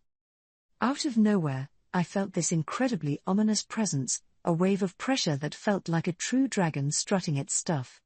At the exact same moment, Ci, who was responsible for staying in regular contact with the control center, reached out to me. Sir Rimuru, the area around the holy void of Damargania has been cut off from the outside world by an impenetrable barrier. Now I was sure of it. The enemy boss was on the scene. Coming here all alone? Clearly he thinks rather little of us. Diablo might have been laughing, but in front of him was a person just leisurely standing there. It was Michael, the thing that had taken over Ludora, and thanks to that, he looked quite a bit like Masayuki. I got Leon back from you now, I told Michael. Very well. It hardly matters. Metatron, Leon's skill is in my hands. He himself functioned merely as bait. Bait? He's sacrificing the rook to take our king. Almost impressive, how he went for the same tactics we did. Took the rook too? Oh. Like a chess sacrifice. And in this case, Leon would be the rook, but what he's really after is Masayuki. That's correct. He got us. Offering Leon as the sacrificial rook, weighing his value against Masayuki the king. And I did exactly what he wanted me to do. The moment I was lured into Damargania, Michael's strategy paid off. I knew Masayuki was important, but I didn't expect Michael to be that preoccupied with him. Still, this plan was going to fail unless he could keep me pinned down. Don't you think it's a little too early to celebrate? I asked Michael. Oh? Now that I am here, I don't see how you have any chance to win. Talk about confident. Dino and the rest were still on the enemy's side, but I could wrest them from his control easily enough. I'm impressed he could remain so aggressive despite that. Or did he have some other winning strategy in mind? Hare, you look like you have your own plans. But don't worry, you are less than nothing to me. I only joined in this because Feldway wouldn't stop worrying, but really, I should have done this from the beginning. The moment Michael finished speaking, Diablo suddenly collapsed. I was watching him via magic sense, so I knew this wasn't some kind of cheap backstab attack. I gotta say, though, this was the first time I ever saw Diablo fall to the ground like a sack of potatoes. I'd like to think he wasn't dead, but he wasn't moving an inch down there. Hey! CI was about to run up to him, and then he collapsed on the spot, too. Huh? This wasn't making any sense. Leon, faced with this completely abnormal situation, readied his sword, then crumpled to the ground. Are you serious? I had no idea what was happening. And it wasn't just me, Dino and everyone else looked just as confused. I suppose the only one who knew what this was about was Michael, the presumed attacker. So how am I supposed to? Oh no. Oh no. Great, so even Seal doesn't understand? This is beyond bad. We're facing a complete unknown and there's no escape. But simply abandoning Diablo and CI wasn't really an option from the beginning. Leon, too, for that matter. Ultima, grab them and take them away from here. But. It'll be fine. I got an idea. I didn't, but still. Hare. One moment, Sir Raimoru. I can still fight. Oh, so Diablo's okay after all? Michael mused. I could sense that you weren't dead. I really should have finished you off when I had the chance. Seeing Diablo back on his feet didn't take the wind out of Michael's sails. He seemed supremely confident that he could beat him as many times as necessary. Now I had to admit it. This really wasn't good. Okay, Diablo. Let's retreat. Take Leon over there and get moving. But. That's an order, okay. You got no hope of winning, so running's the only option. I pulled out my sword as I gave the order. Michael was gunning for me, he'd never let me go. Might as well use myself as bait and let the others escape. Diablo understood this, naturally. He still seemed pretty conflicted, but calling it an order appeared to have the intended effect. Teaming up with Ultima, he worked with everyone to pick up CI and Leon before retreating from the scene. I thought you would intervene. I'm not too interested in the bit players. Wow. Good thing Diablo wasn't around to hear Michael say that around him, and he totally would have been added to his kill list, and he'd actually do it sooner or later, too. That's how dangerously vindictive he was. So now that I was alone, that made it 1-on-4. I was already fairly doomed against Michael, but with his cronies right here, too, I was beyond dead. I mean, at worst, we still had Veldora, so I could just revive myself, I think, but I kind of dreaded actually testing that out. Like, even if I revived myself that way, would it still really be me, as I existed now? It wasn't something I wanted to consider. That was why I didn't want Veldora to die on me, either, but But as I thought about this, Michael made a move. Dino, leave this matter to me. All of you can return to our base. Whoa, how nice of him, making this a one-on-one duel. Maybe Michael saw that I planned to bring Dino and the rest back to my side when I saw an opportunity, but I didn't like my chances of making that work too much, so I really had no objection to this at all. Oh? You sure? It's fine. If I took complete control over your mind, that would rob you of your flexibility in battle, and in your current state, you wouldn't make an effort anyway, now would you? Pawns like you are useless to me. He's aware that Dino and Leon aren't bending over backward to heed his will, then. So does this mean that Michael's completely played me this time, or what? Or, don't bother. Even you make mistakes sometimes, Seal. No. This is going just as planned. Again, people don't like a sore loser, you know. Seal's over-competitive attitude really needs to be addressed sometime. Anyway, enough banter. I was ready to struggle as much as I could. Really, knowing I was doomed to lose felt surprisingly freeing. I didn't want to look like a fool, but with Diablo and everyone else gone, that was no longer a worry. Now I was free to just give it my best shot. Steeling my resolve, I took a closer look at Michael. I could sense that the presence he oozed had expanded even further from before. Maybe it was even several times larger than mine? We are not in the labyrinth, so I cannot give precise figures, but I would be confident putting his EP at over 100 million. You expect me to beat that? Come on. If he had over double mine, that'd be absurd enough, but over 10 times? Simply impossible. No, it'll be all right. It's your output that matters, so an energy difference alone will not decide the battle. Okay, so it's all about wanting it more. What are you, a sports coach? Seal was really being way too stubborn right now, but maybe it had a point. You win none of the matches you don't show up for, give it a try, and maybe it'll work out somehow.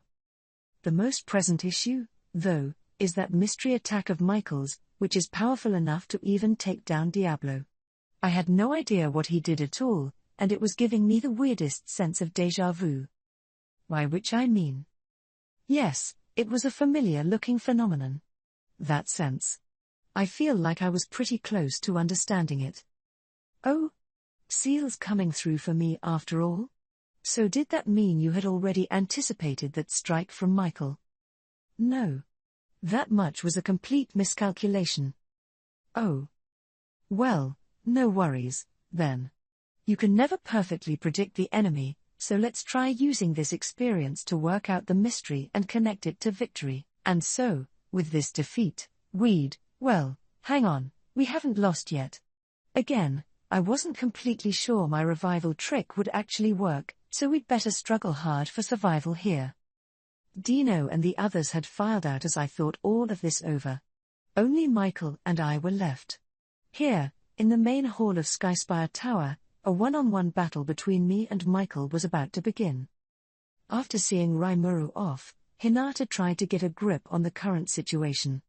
The assembly hall where the World Congress was being held had meeting rooms and guest quarters on another floor. She had reserved one of these rooms as a temporary control center, and that was where she went now, to collate and digest the reports from her fellow paladins. Once the situation was fully clear to her, she let out a sigh, her head aching. What in the world is going on? She couldn't help but mutter out loud. The assembly hall was well guarded, of course, to ensure the safety of all the foreign dignitaries visiting it. The building was protected by not only the Crusaders, but Knight Corps from other countries, as well as adventurers hired for the event. If the hall fell into enemy hands, that would cut off the chain of command, so they'd evacuate everyone inside to a different location. The main Holy Church building in Inglesia was open to receive them, but there were plenty of other designated shelters across the capital. A Tema war, the angel invasions that occurred approximately every 500 years, was something this city had always prepared itself well for. The same was true for the Western nations at large, with underground bunkers and caves on nearby mountainsides opened up to house evacuated residents. This was why enhanced evacuation guidance was on the agenda today. Even now, residents were being evacuated to these shelters in the capital, in an attempt to mitigate human casualties in the wake of these terror acts. The goal was to prevent mass panic, as well as ensure that the proper authorities could concentrate on the enemy before them. The regular training events held across the capital were clearly paying off now. The city civilians had already been successfully guided to safety. The evacuation was complete, and all the evacuees were staying calm for the moment. But that, of course, didn't solve the problem. This was no natural disaster, there were people in the city causing this disturbance. According to reports, explosions occurred in multiple locations across the capital, leading to fires. The direct cause of these was a group of magic-born rated Special A or higher.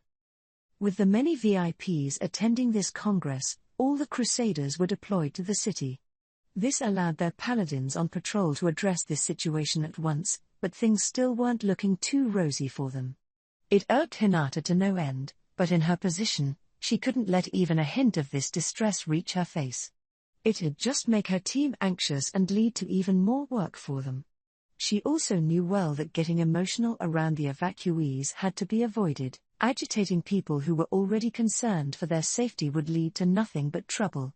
So Hinata didn't waver for a moment. Her job right now was to keep evacuee anxiety to a minimum and ward off any mass chaos before it began. The shelters were comfortable, at least, and stocked with ample supplies of food, but the best option right now was to deal with the enemy at once and ensure the evacuees didn't start panicking. I'll leave the hall in your hands. I want at least one paladin assigned to each shelter. Make sure the temple knights work with us, too. Yes, Captain. These outside invaders weren't their only enemy. The evacuees could potentially turn into a mob at any moment. Things were calm now, but if they were delayed in eliminating this enemy, there was no telling how they'd react. Some may be stricken with fear, others could start shouting and rioting, and there'd be more and more of them as time passed. It'd depend on how things went, but in the worst-case scenario, they might need to divert troops to quell the rioting. Hinata had to consciously keep a melancholy sigh from reaching her lips. Some time had passed since the explosions. At long last, they had a fuller picture of the enemy. A prison riot? Yes. Furthermore, the enemy has freed Prince Elric, who was under house arrest in the castle's North Tower. He's now serving as the group's leader.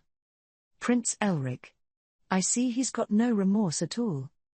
Elric was undergoing a re-education process after the disgrace he made of himself at the council. He came extremely close to losing his rights to the throne, but both Rymoro and King Egil of Inglesia wanted to put a cap on the controversy as soon as possible, so they reduced the prince's sentence on the pretense that he was just being taken advantage of.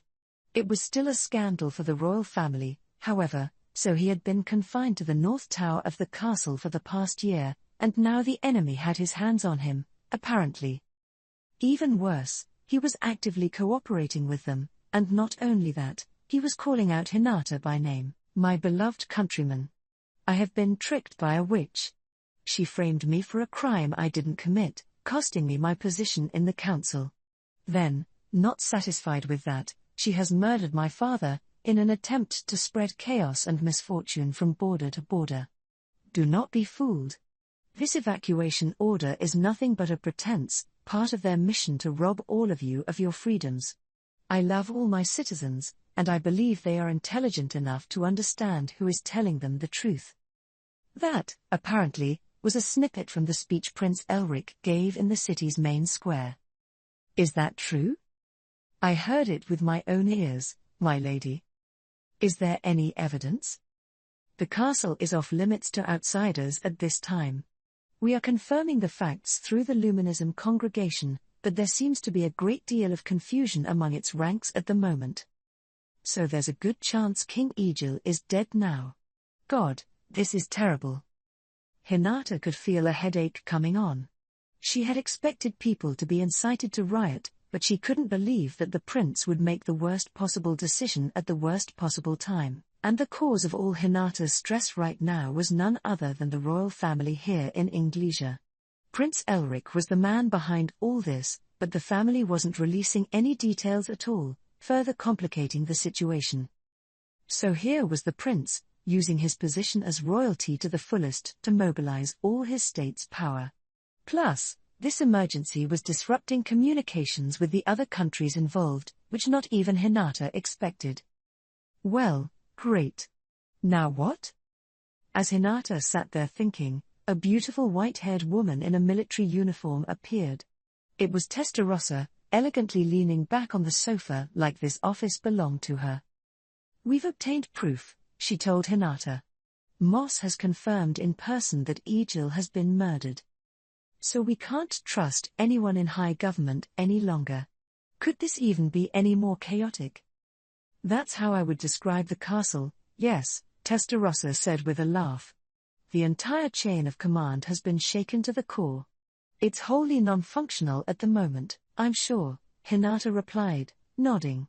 "Well, I've ordered Ghidorah to keep the assembly hall protected, so at least the attendees are safe." Testarossa agreed with that move. It'd at least buy them some time, she thought, and that was high praise coming from her. Perhaps Ghidorah was more appreciated than he thought. "Well," said Testarossa, "that provides some peace of mind, at least." Hinata and Testarossa nodded at each other. They were now dealing with both an unknown invader and a prince who actively had it out for Hinata. He was denouncing her by name, accusing her of being a mind-clouding witch, and defending her from this would be difficult.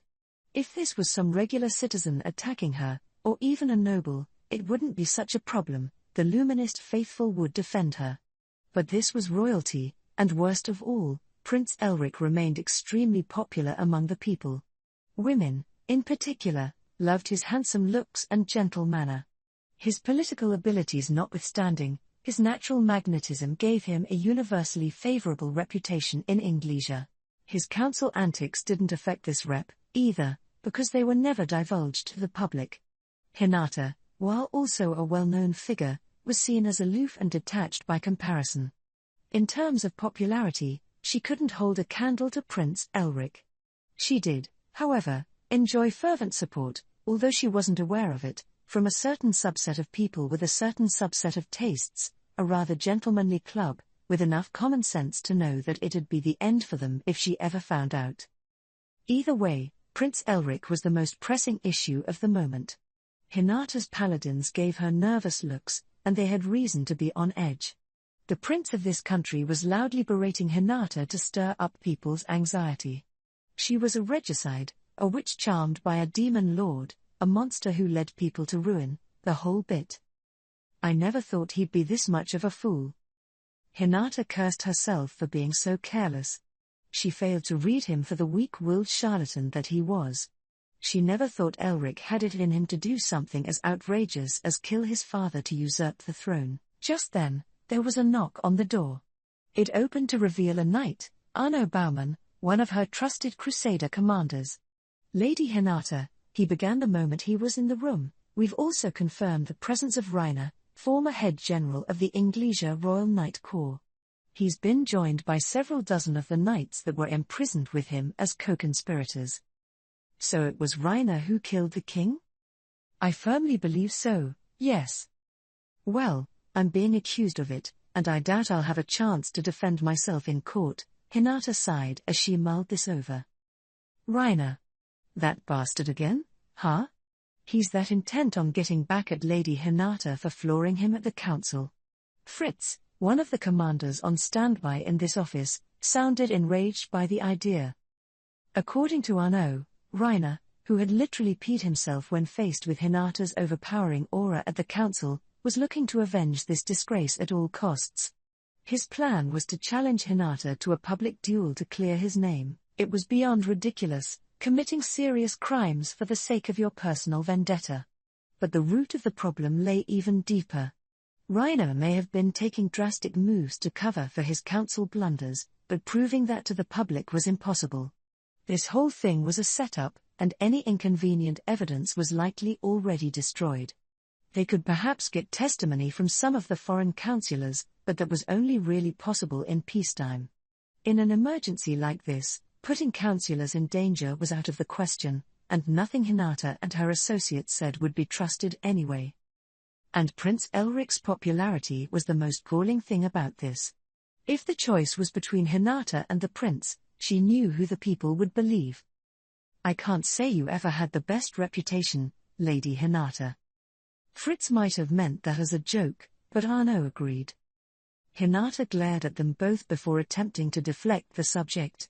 "Still, this has certainly placed us in the corner." "To be honest," Arno replied, "I never thought he'd kill the king, his own father, much less pin the crime on you. Of all the reckless things to do." Prince Elric and Rainer's objective was obvious. They wanted to take advantage of this chaos to make their past crimes and blunders disappear. Taking revenge on Hinata, in this case, didn't matter as much as keeping other countries in check, they believed. Hinata was known to be the strongest in the Western nations, and if they could defeat her, that would shut down any international protest in a hurry. "I don't get it, though," said Hinata. "I didn't think this man Rainer had the talent to assassinate the king." The Rainer Hinata knew wasn't a weakling, but he wasn't all that strong, either. He was about as good as an over-ranked adventurer, and a nation as large as Inglesia would have several knights comparable to him. The magical inquisitors that appeared in the council on that day had no problem subduing him then, and they shouldn't be having any trouble now, either. It was almost strange that this tragic plot succeeded at all. But the cruel answer came from Cardinal Nicholas, who had stopped in to visit. "It seems all the magical inquisitors have been killed. We have information that they had been conducting mysterious experiments in the catacombs beneath the city, but it seems their test subjects went out of control on them." "Ah, Nicholas? I came here with a message from Lady Luminous, but I also made some inquiries of my own along the way." The Cardinal was as capable a man as ever. He was always a bit like Hinata's faithful dog, willing to do anything to receive her praise. He acted mercilessly toward everyone else, but he was always good at putting up a sensible-looking front. That mild-mannered face of his made him well-liked among the worshippers he presided over, but those who knew his true nature preferred to have nothing to do with him.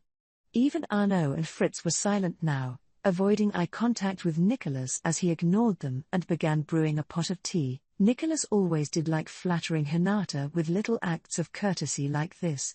He put a cup out for Testarossa as well, and she looked quite satisfied after her first sip. That was a 5-star review coming from her, proving that Nicholas was no ordinary man at all.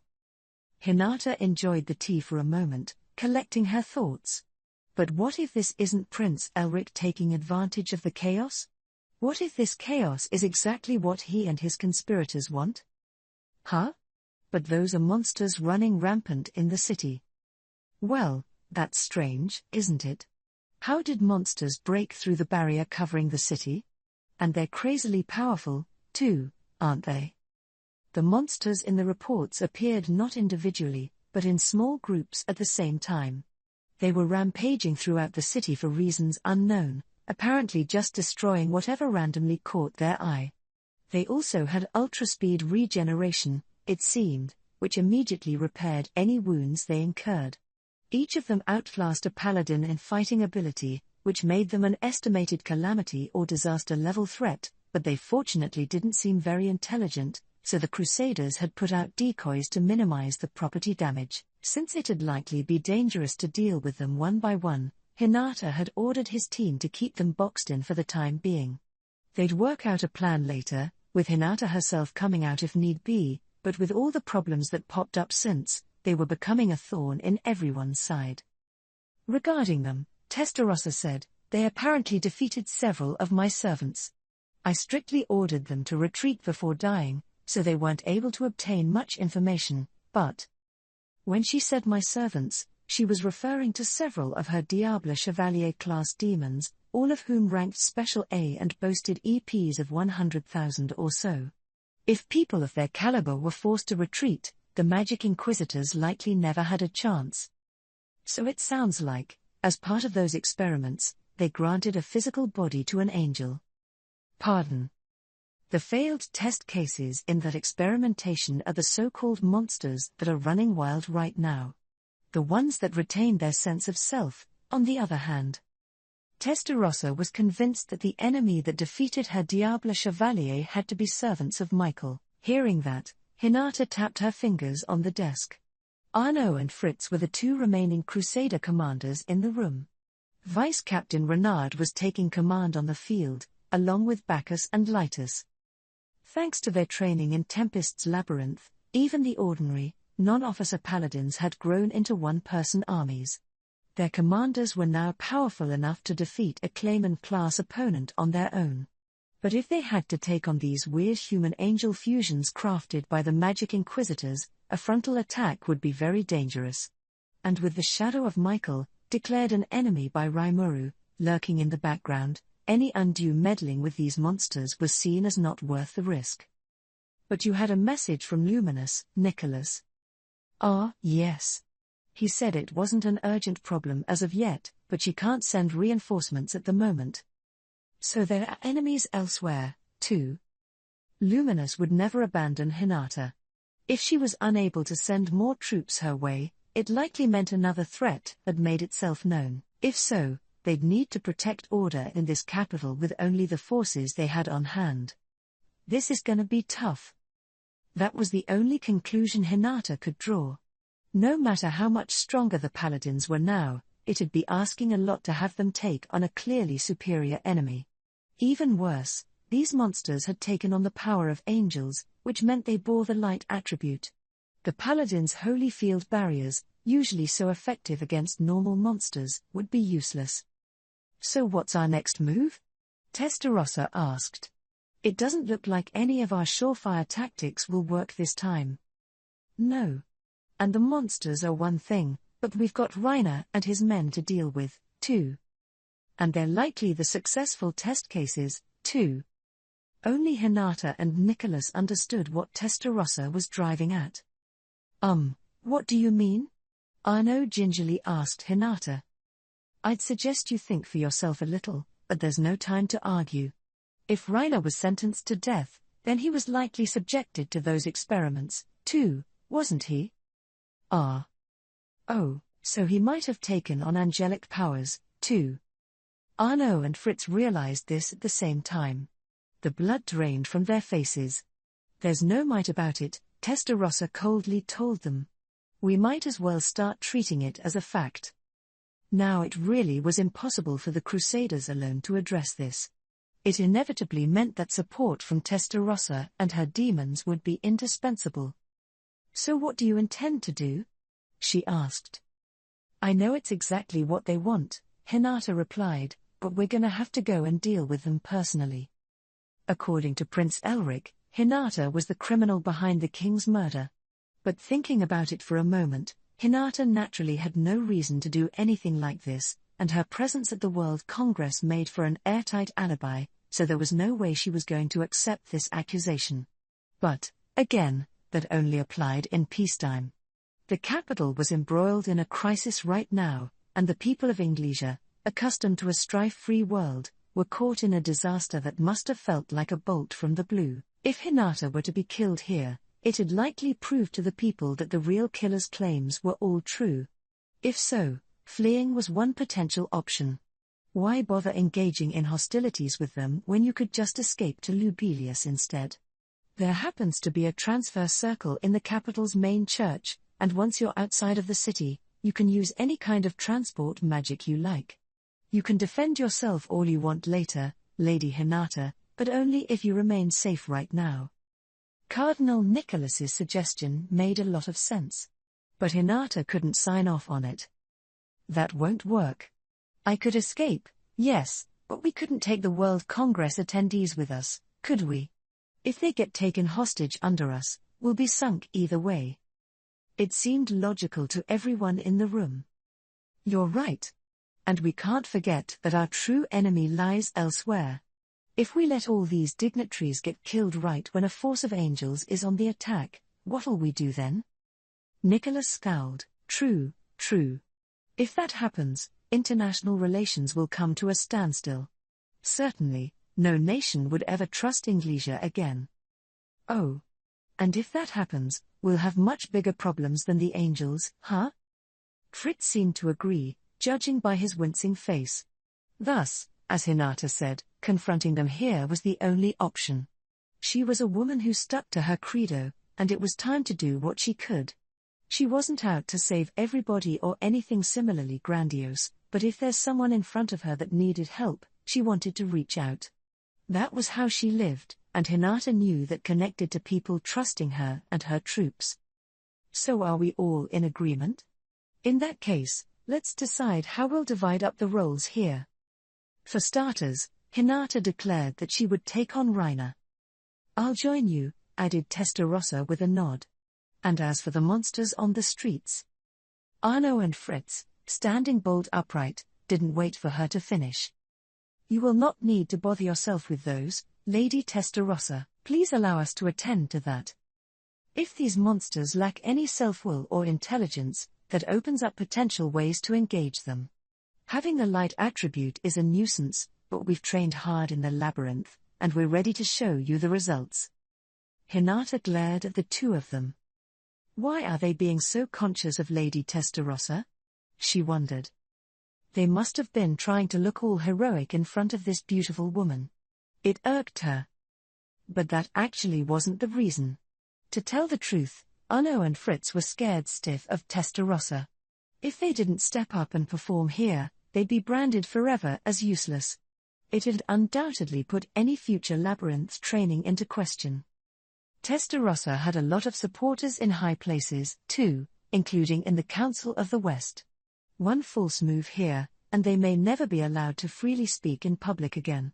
That was how much Testarossa had built her influence around here, but Hinata had no idea of any of that, since she had fully lost interest in politics. For Testarossa, on the other hand, this was a tense, trying situation. Rimuru had ordered her to make the World Congress a success, but here she was, allowing enemies to invade the capital. Even worse, she had failed to stop these marauders from damaging the city. People's lives came first, yes, but that wouldn't suffice as an excuse. Behind her fetching smile, Testarossa was seething with rage, and that's why she allowed Arno and Fritz to make their offer. Well, I'd like to see you do that, then. I'll lend you a few of my servants as well, so go ahead and incorporate them into your force. She was even lending them a hand. All of this was in preparation for her own moves. Arno and his force would be given command, with the task of restoring order in the capital. While they did, Testarossa intended to strike at the mastermind himself. So now everyone had their roles. Shall we get going, then? Anyone who acted foolishly during this emergency needs to be given their just punishment at once. Hinata's voice was cold. She needed to clear her good name, and Rainer therefore needed to be taken care of right now. That, and Elric needed to be captured alive and made to confess. Besides, well, we can worry about the evidence later. Once we eliminate all the criminals, we'll be able to offer a corrected story as the winners. That's how Testarossa saw it. If the enemy wanted to write the history of this incident, well, she would do it first. Ethics was always the last thing on a demon's mind. To them, winning allowed them to do pretty much anything. That assertion couldn't have been more in character for her. And so, despite knowing full well it was a trap, Hinata and her team set out for the waiting enemy. The scene outside the assembly hall was a travesty. The royal castle, visible in the center of the city, had partially collapsed, ruining its majestic appearance. The noble quarter, home to the assembly hall and holy church, was relatively better off, but the downtown area facing the city's main street was already burning. I know we put the general evacuation first, Hinata said, but this is gonna be a mess to clean up. Well, full-scale battle is only getting started in much of the city, Cardinal Nicholas reminded her. We'll see a lot more damage than this. The king is dead, and knowing the state his successor is in, Inglesia will need a lot of time to recover from this. This wasn't the sort of curt tone a man of the cloth usually took, but it was perfectly normal for Nicholas. To him, Hinata took priority over anything else, and nothing else really mattered anyway.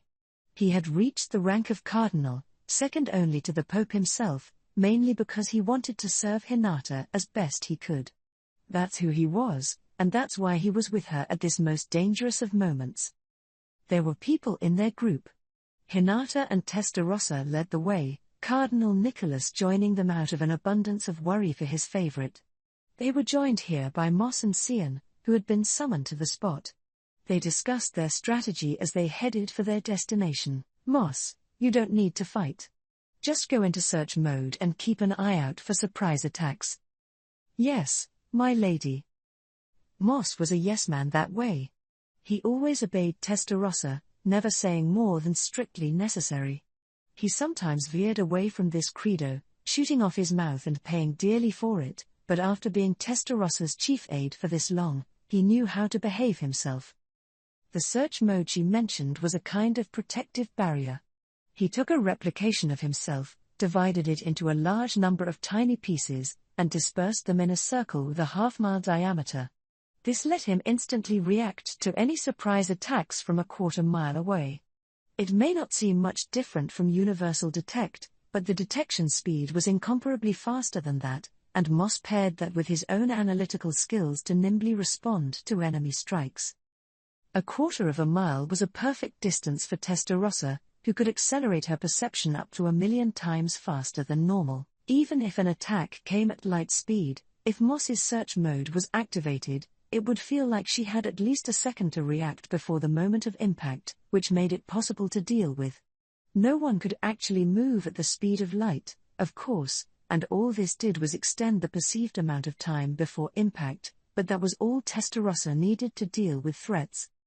Moss's search mode seemed like a perfect detection system, but it did have one flaw. Being the first person to receive the enemy's attack, Moss was in the most dangerous position of all. And no matter how much that surprise attack hurts me, I'm sure she wouldn't worry about me for a minute. He was an obedient demon, but he still complained to high heaven in his mind. One glance at Moss's skill and Hinata saw exactly how it worked. So you're wary of a surprise attack? You think all this furor is just a decoy? Testarossa smiled. I think so, yes. If they bothered to strike the Congress, that narrows down their potential objectives. Oh? Dividing the West against itself? Aiming for Rimuru directly? Or is the most likely target Masayuki the hero, the new emperor? Hinata didn't need to think hard to come up with those theories. Testarossa's smile widened a bit. Well done, Lady Hinata. No wonder Sir Rimuru thinks so highly of you. You don't need to flatter me. That much would be clear to anyone. Not necessarily, but very well. Testarossa chuckled, recalling the faces of certain people she had recently conversed with. A lot of figures in her life were far slower on the uptake, causing her no end of stress. The very worst were those who didn't bother to listen to others. They only looked out for their own self-interests, which made it impossible to reach a consensus on anything. Some of them would announce their own imaginary agreements after their meeting was over. She had an inside view of the hassle of political negotiations, and she didn't like it. Demons were experts at working out pacts and contracts, and they couldn't suffer fools who didn't understand those things. Testarossa would make people like that bend to her will, but it was a lot of extra trouble that she wished she could avoid. In that respect, this chat with Hinata was quite pleasant. You're exactly right when you said they're aiming for Sir Rimuru. I'm sure. Rimuru was headed over to some other disturbance the moment all of this broke out. They must have prepared a pretty big lure for him. They certainly did. Testarossa nodded. They had agreed in advance that the next time Leon showed up, Rimuru would personally address him. Testarossa was told about that, but Hinata guessed it without prompting. Since she had worked out that much already, Testarossa decided to divulge part of their plans to her. Hinata pointed out some of the potential problems with their approach, and it turned into a fun little back-and-forth debate. I heard she was sharp, but now I wish she was serving under me. I'm sure Sir Rimuru would never allow it, though. The fact that Rimuru allowed Hinata to omit the Sir appellation with him showed how special Hinata was in his life. Whenever he was with Hinata, he always reverted to his true self, in a way. He found it fun to be with her. Testarossa knew that, and it made her respect Hinata a great deal. I truly do envy her, but I'm also glad this woman Sir Rimuru introduced into his fold is no fool. Since antiquity, there had been countless instances where the fortunes of a country shifted due to the woman its king loved. With Hinata, at least, there was no such worry needed. Besides, Rimuru and Hinata weren't lovers in the first place. Testarossa was really overthinking all of this, but a surprisingly large number of people did see them along these lines. Only the two of them didn't know, you could say. Regardless, the focus now was on the enemy's goals. Their core mission at the moment was to restore the demon Lord Leon's independence and get him back to their side. They knew, however, that the enemy was aware of this goal. Feldway's a shrewd man. He's likely seen that it was Sir Rimuru who brought Lady Veilgrind back to her senses, and if so, there was no doubt in Testarossa's mind that Feldway was an extremely competent leader. He had many shortcomings as well, but there was no doubt that he had some countermeasures in mind for Rimuru.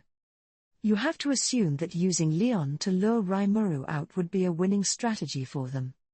Testarossa nodded in agreement. Rimuru couldn't have failed to see that. His broad, deep vision could see down to the bottom of the abyss. Surely he had some scheme in mind to foil Feldway's schemes. Sir Rimuru was no doubt aware of that as he went to rescue him, she said with absolute confidence. It made Hinata raise a concerned eyebrow. Well, maybe they think they could beat him as long as they could call him over. They said this Michael person has true dragon powers, but could Rimuru really defeat a monster like that? Her concern was understandable enough. Testarossa, of course, thought that Rimuru could never be defeated. Without actually seeing the enemy, though, there was no answer to this question yet. But what if Feldway or Michael were waiting for Rimuru where he showed up? Well, I'm sure he would manage somehow. He had Diablo and CI bodyguarding him. Besides, all she could do was believe that Rimuru would make it work. If the enemy wanted to strike at Rimuru, there wasn't much Hinata or anyone else here could do about that. They'd have to leave that to him, but what if the enemy had other objectives as well? Attempting to capture council members seems like a valid idea, said Hinata, but it doesn't really make sense. I hear you. Trying to divide the Western nations against themselves wouldn't accomplish much at this point. If this enemy is in a position to potentially defeat Rimuru, not even a coalition of nations like that would be worth caring about. They were in agreement on that. Some other options were considered as well, but still they concluded that Masaaki was likely the enemy's number one objective. So where did the Emperor go? Hinata asked. He had disappeared from the assembly hall not long after the first explosion. His guards from the Empire were likely outside, and Veilgrind the Flame Dragon was with him as well. If anything, Masaaki might be the safest out of them all. That's why they didn't think about him too much at first, but if the enemy was actively targeting Masaaki, that was a different story. I bet Lady Veilgrind picked up on the enemy's intentions and evacuated him out to some other location. Or, really, no matter what she thought the enemy was doing, Masaaki's safety came first for her. Testarossa knew that's what Veilgrind would do before anything else. Sounds like we're safe in assuming he's okay, then. Hinata thought he was at least under better protection than what they could give him. The next thing to consider was what counted as a victory for their side. If the enemy's after Masaaki, then we're all being used as bait here. Do they think Masaaki's going to come in and rescue us if we're about to be killed? Hinata was acquainted with the boy, so she knew what kind of mild-mannered softy he was. Now that he was emperor, though, he had to put himself first, and Hinata figured he was clear-headed enough to realize that. Testarossa agreed with her. That's the question, isn't it? Not that it would ever happen, but if we were somehow close to death, we can hardly expect him to swoop in and help out. It wasn't even really Masaaki's call to make. Veilgrind was with him, and she would doubtlessly put his safety first. They were both pretty sure of that. Thus, they could make only one conclusion.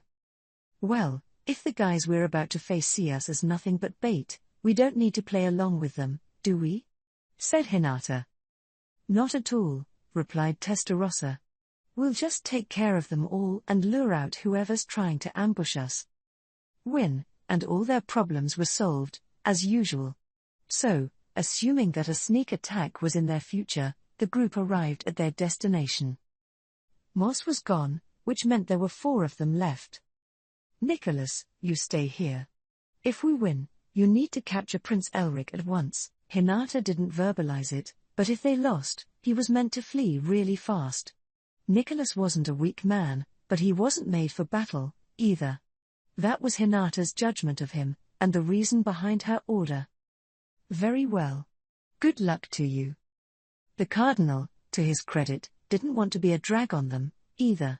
He'd willingly be a human shield if it meant saving Hinata from danger, but here, he meekly agreed. It was only Hinata and 2 companions out there on the capital's main square. They were met by a team of fully armed knights, nearly 20 of them, excluding Elric and Reiner. It's about time you showed up. I was getting sick of waiting. Reiner, a man Hinata knew well, stood there with a smirk on his face. One quick look was enough to see that he was far stronger than before. His aura alone indicated that he was bursting with more energy than even she had. Now I'm glad I left Nicholas behind. In a real fight, I definitely wouldn't have the capacity to worry about him. If that happened, Nicholas would likely get dragged into the fight, and, as a normal human being, he'd never survive it. That relieved Hinata a little, as he listened to Reiner and analyzed her enemy's strength. Elric doesn't have any sort of aura. He's still a normal human. But the others. The prince was just the public face of this, apparently. He was exactly as he was before his house arrest, a little rougher around the edges, maybe, but that was to be expected. His entourage, however, posed a problem. There's nothing normal about that presence they're projecting. They've surpassed the Crusader commanders. They might even be powered up to my level. The naked eye couldn't tell that much for sure, but Hinata had the unique skill measurer. Using it for her analysis, she found that they were all at least calamity-level threats. Some of them even seemed to merit a disaster rating, putting them alongside people like Louis and Roy, and with nearly 20 of them in one place, even Hinata the Saint was facing a grueling battle. But that wasn't the biggest problem. Reiner is just scaring me. He's almost certainly a level above me. She could feel a huge amount of power from him, although not as much as Testarossa next to her. This was a clear danger, and she put herself on even higher alert in response. If she could leave him to Testarossa, that'd be the safest option. But she couldn't do that, because another man here was even more dangerous. Gah ha ha ha ha. Well, ain't we lucky, Reiner? If we got 2 beauties here, I guess you and I won't have to fight over them, huh? No doubt, Vega. I'll take Hinata, like we discussed. Are you still okay with that? Of course. Consuming a woman that wimpy won't boost my power at all. I could enjoy her another way, but we're in the middle of a mission, sadly. Vega was belting out his vulgar laugh. He was sitting on the edge of the main square's fountain, legs spread wide open, not bothering to hide his sinister presence. He had taken in an angel, a spiritual life form with the light attribute, but Vega was still as evil as ever. There's nothing I could do against that one. Maybe I could hang on for dear life, depending on how skillful he is, but I likely have near zero chance to win. Hinata could see that right off, and in fact, Vega's EP exceeded 10 million, over 10 times that of his opponent. She might have a hidden move or 2 of her own, but not even those would boost her chances too much. There was nobody here who could fight Vega apart from Testarossa, so that meant Hinata would have to take on Reiner. Hair. Disgusting. I hate it when I run into fools who don't know their place. Testarossa sweetly smiled, looking down upon Vega. Her confidence encouraged Hinata a little. Cocky, aren't you? All right. Allow me, head of the 7 heavenly generals, to show you how serious I can get. Vega all too easily reacted to her taunting. He and Testarossa were now paired up to duel, and Hinata was ready to keep this momentum going. So, she said, acting as unhurried as possible, who's going to be my opponent? One glare from me seems to have glued you to the spot, so maybe you're gonna send all these guys at me? She wanted to goad Reiner into challenging her alone as well. If everyone came at her en masse, Hinata had almost no chance. Even with her and Xian together, they'd be lucky to take out 10 of them at most. But if she could get rid of Reiner first, that would no doubt crush the will of the remaining knights. They likely couldn't tap into their full powers, which dramatically increased her chances of victory. Hinata believed that Reiner would have no choice but to accept this challenge. That was because there were magic devices installed in various locations across the capital that connected to the underground shelters, allowing people to see what was happening above ground. The stone statue towering above the fountain in the main square was one such device, so their conversation was being overheard by potentially thousands of evacuees. Elric knew that, which was why he made that big speech here earlier, and Reiner must have known, too. If he walked away from the fight at this point, he'd never live it down his whole life. Hinata was sure he thought that way, and her bet paid off. Heh. That's how much of a fool you think I am? I wasn't in my best condition last time, you could say, but how about I prove my worth by beating you here? And so Reiner and Hinata became a dueling pair as well. Hinata drew her sword. It was a gift from Rimuru, not the unique class rapier she'd had before.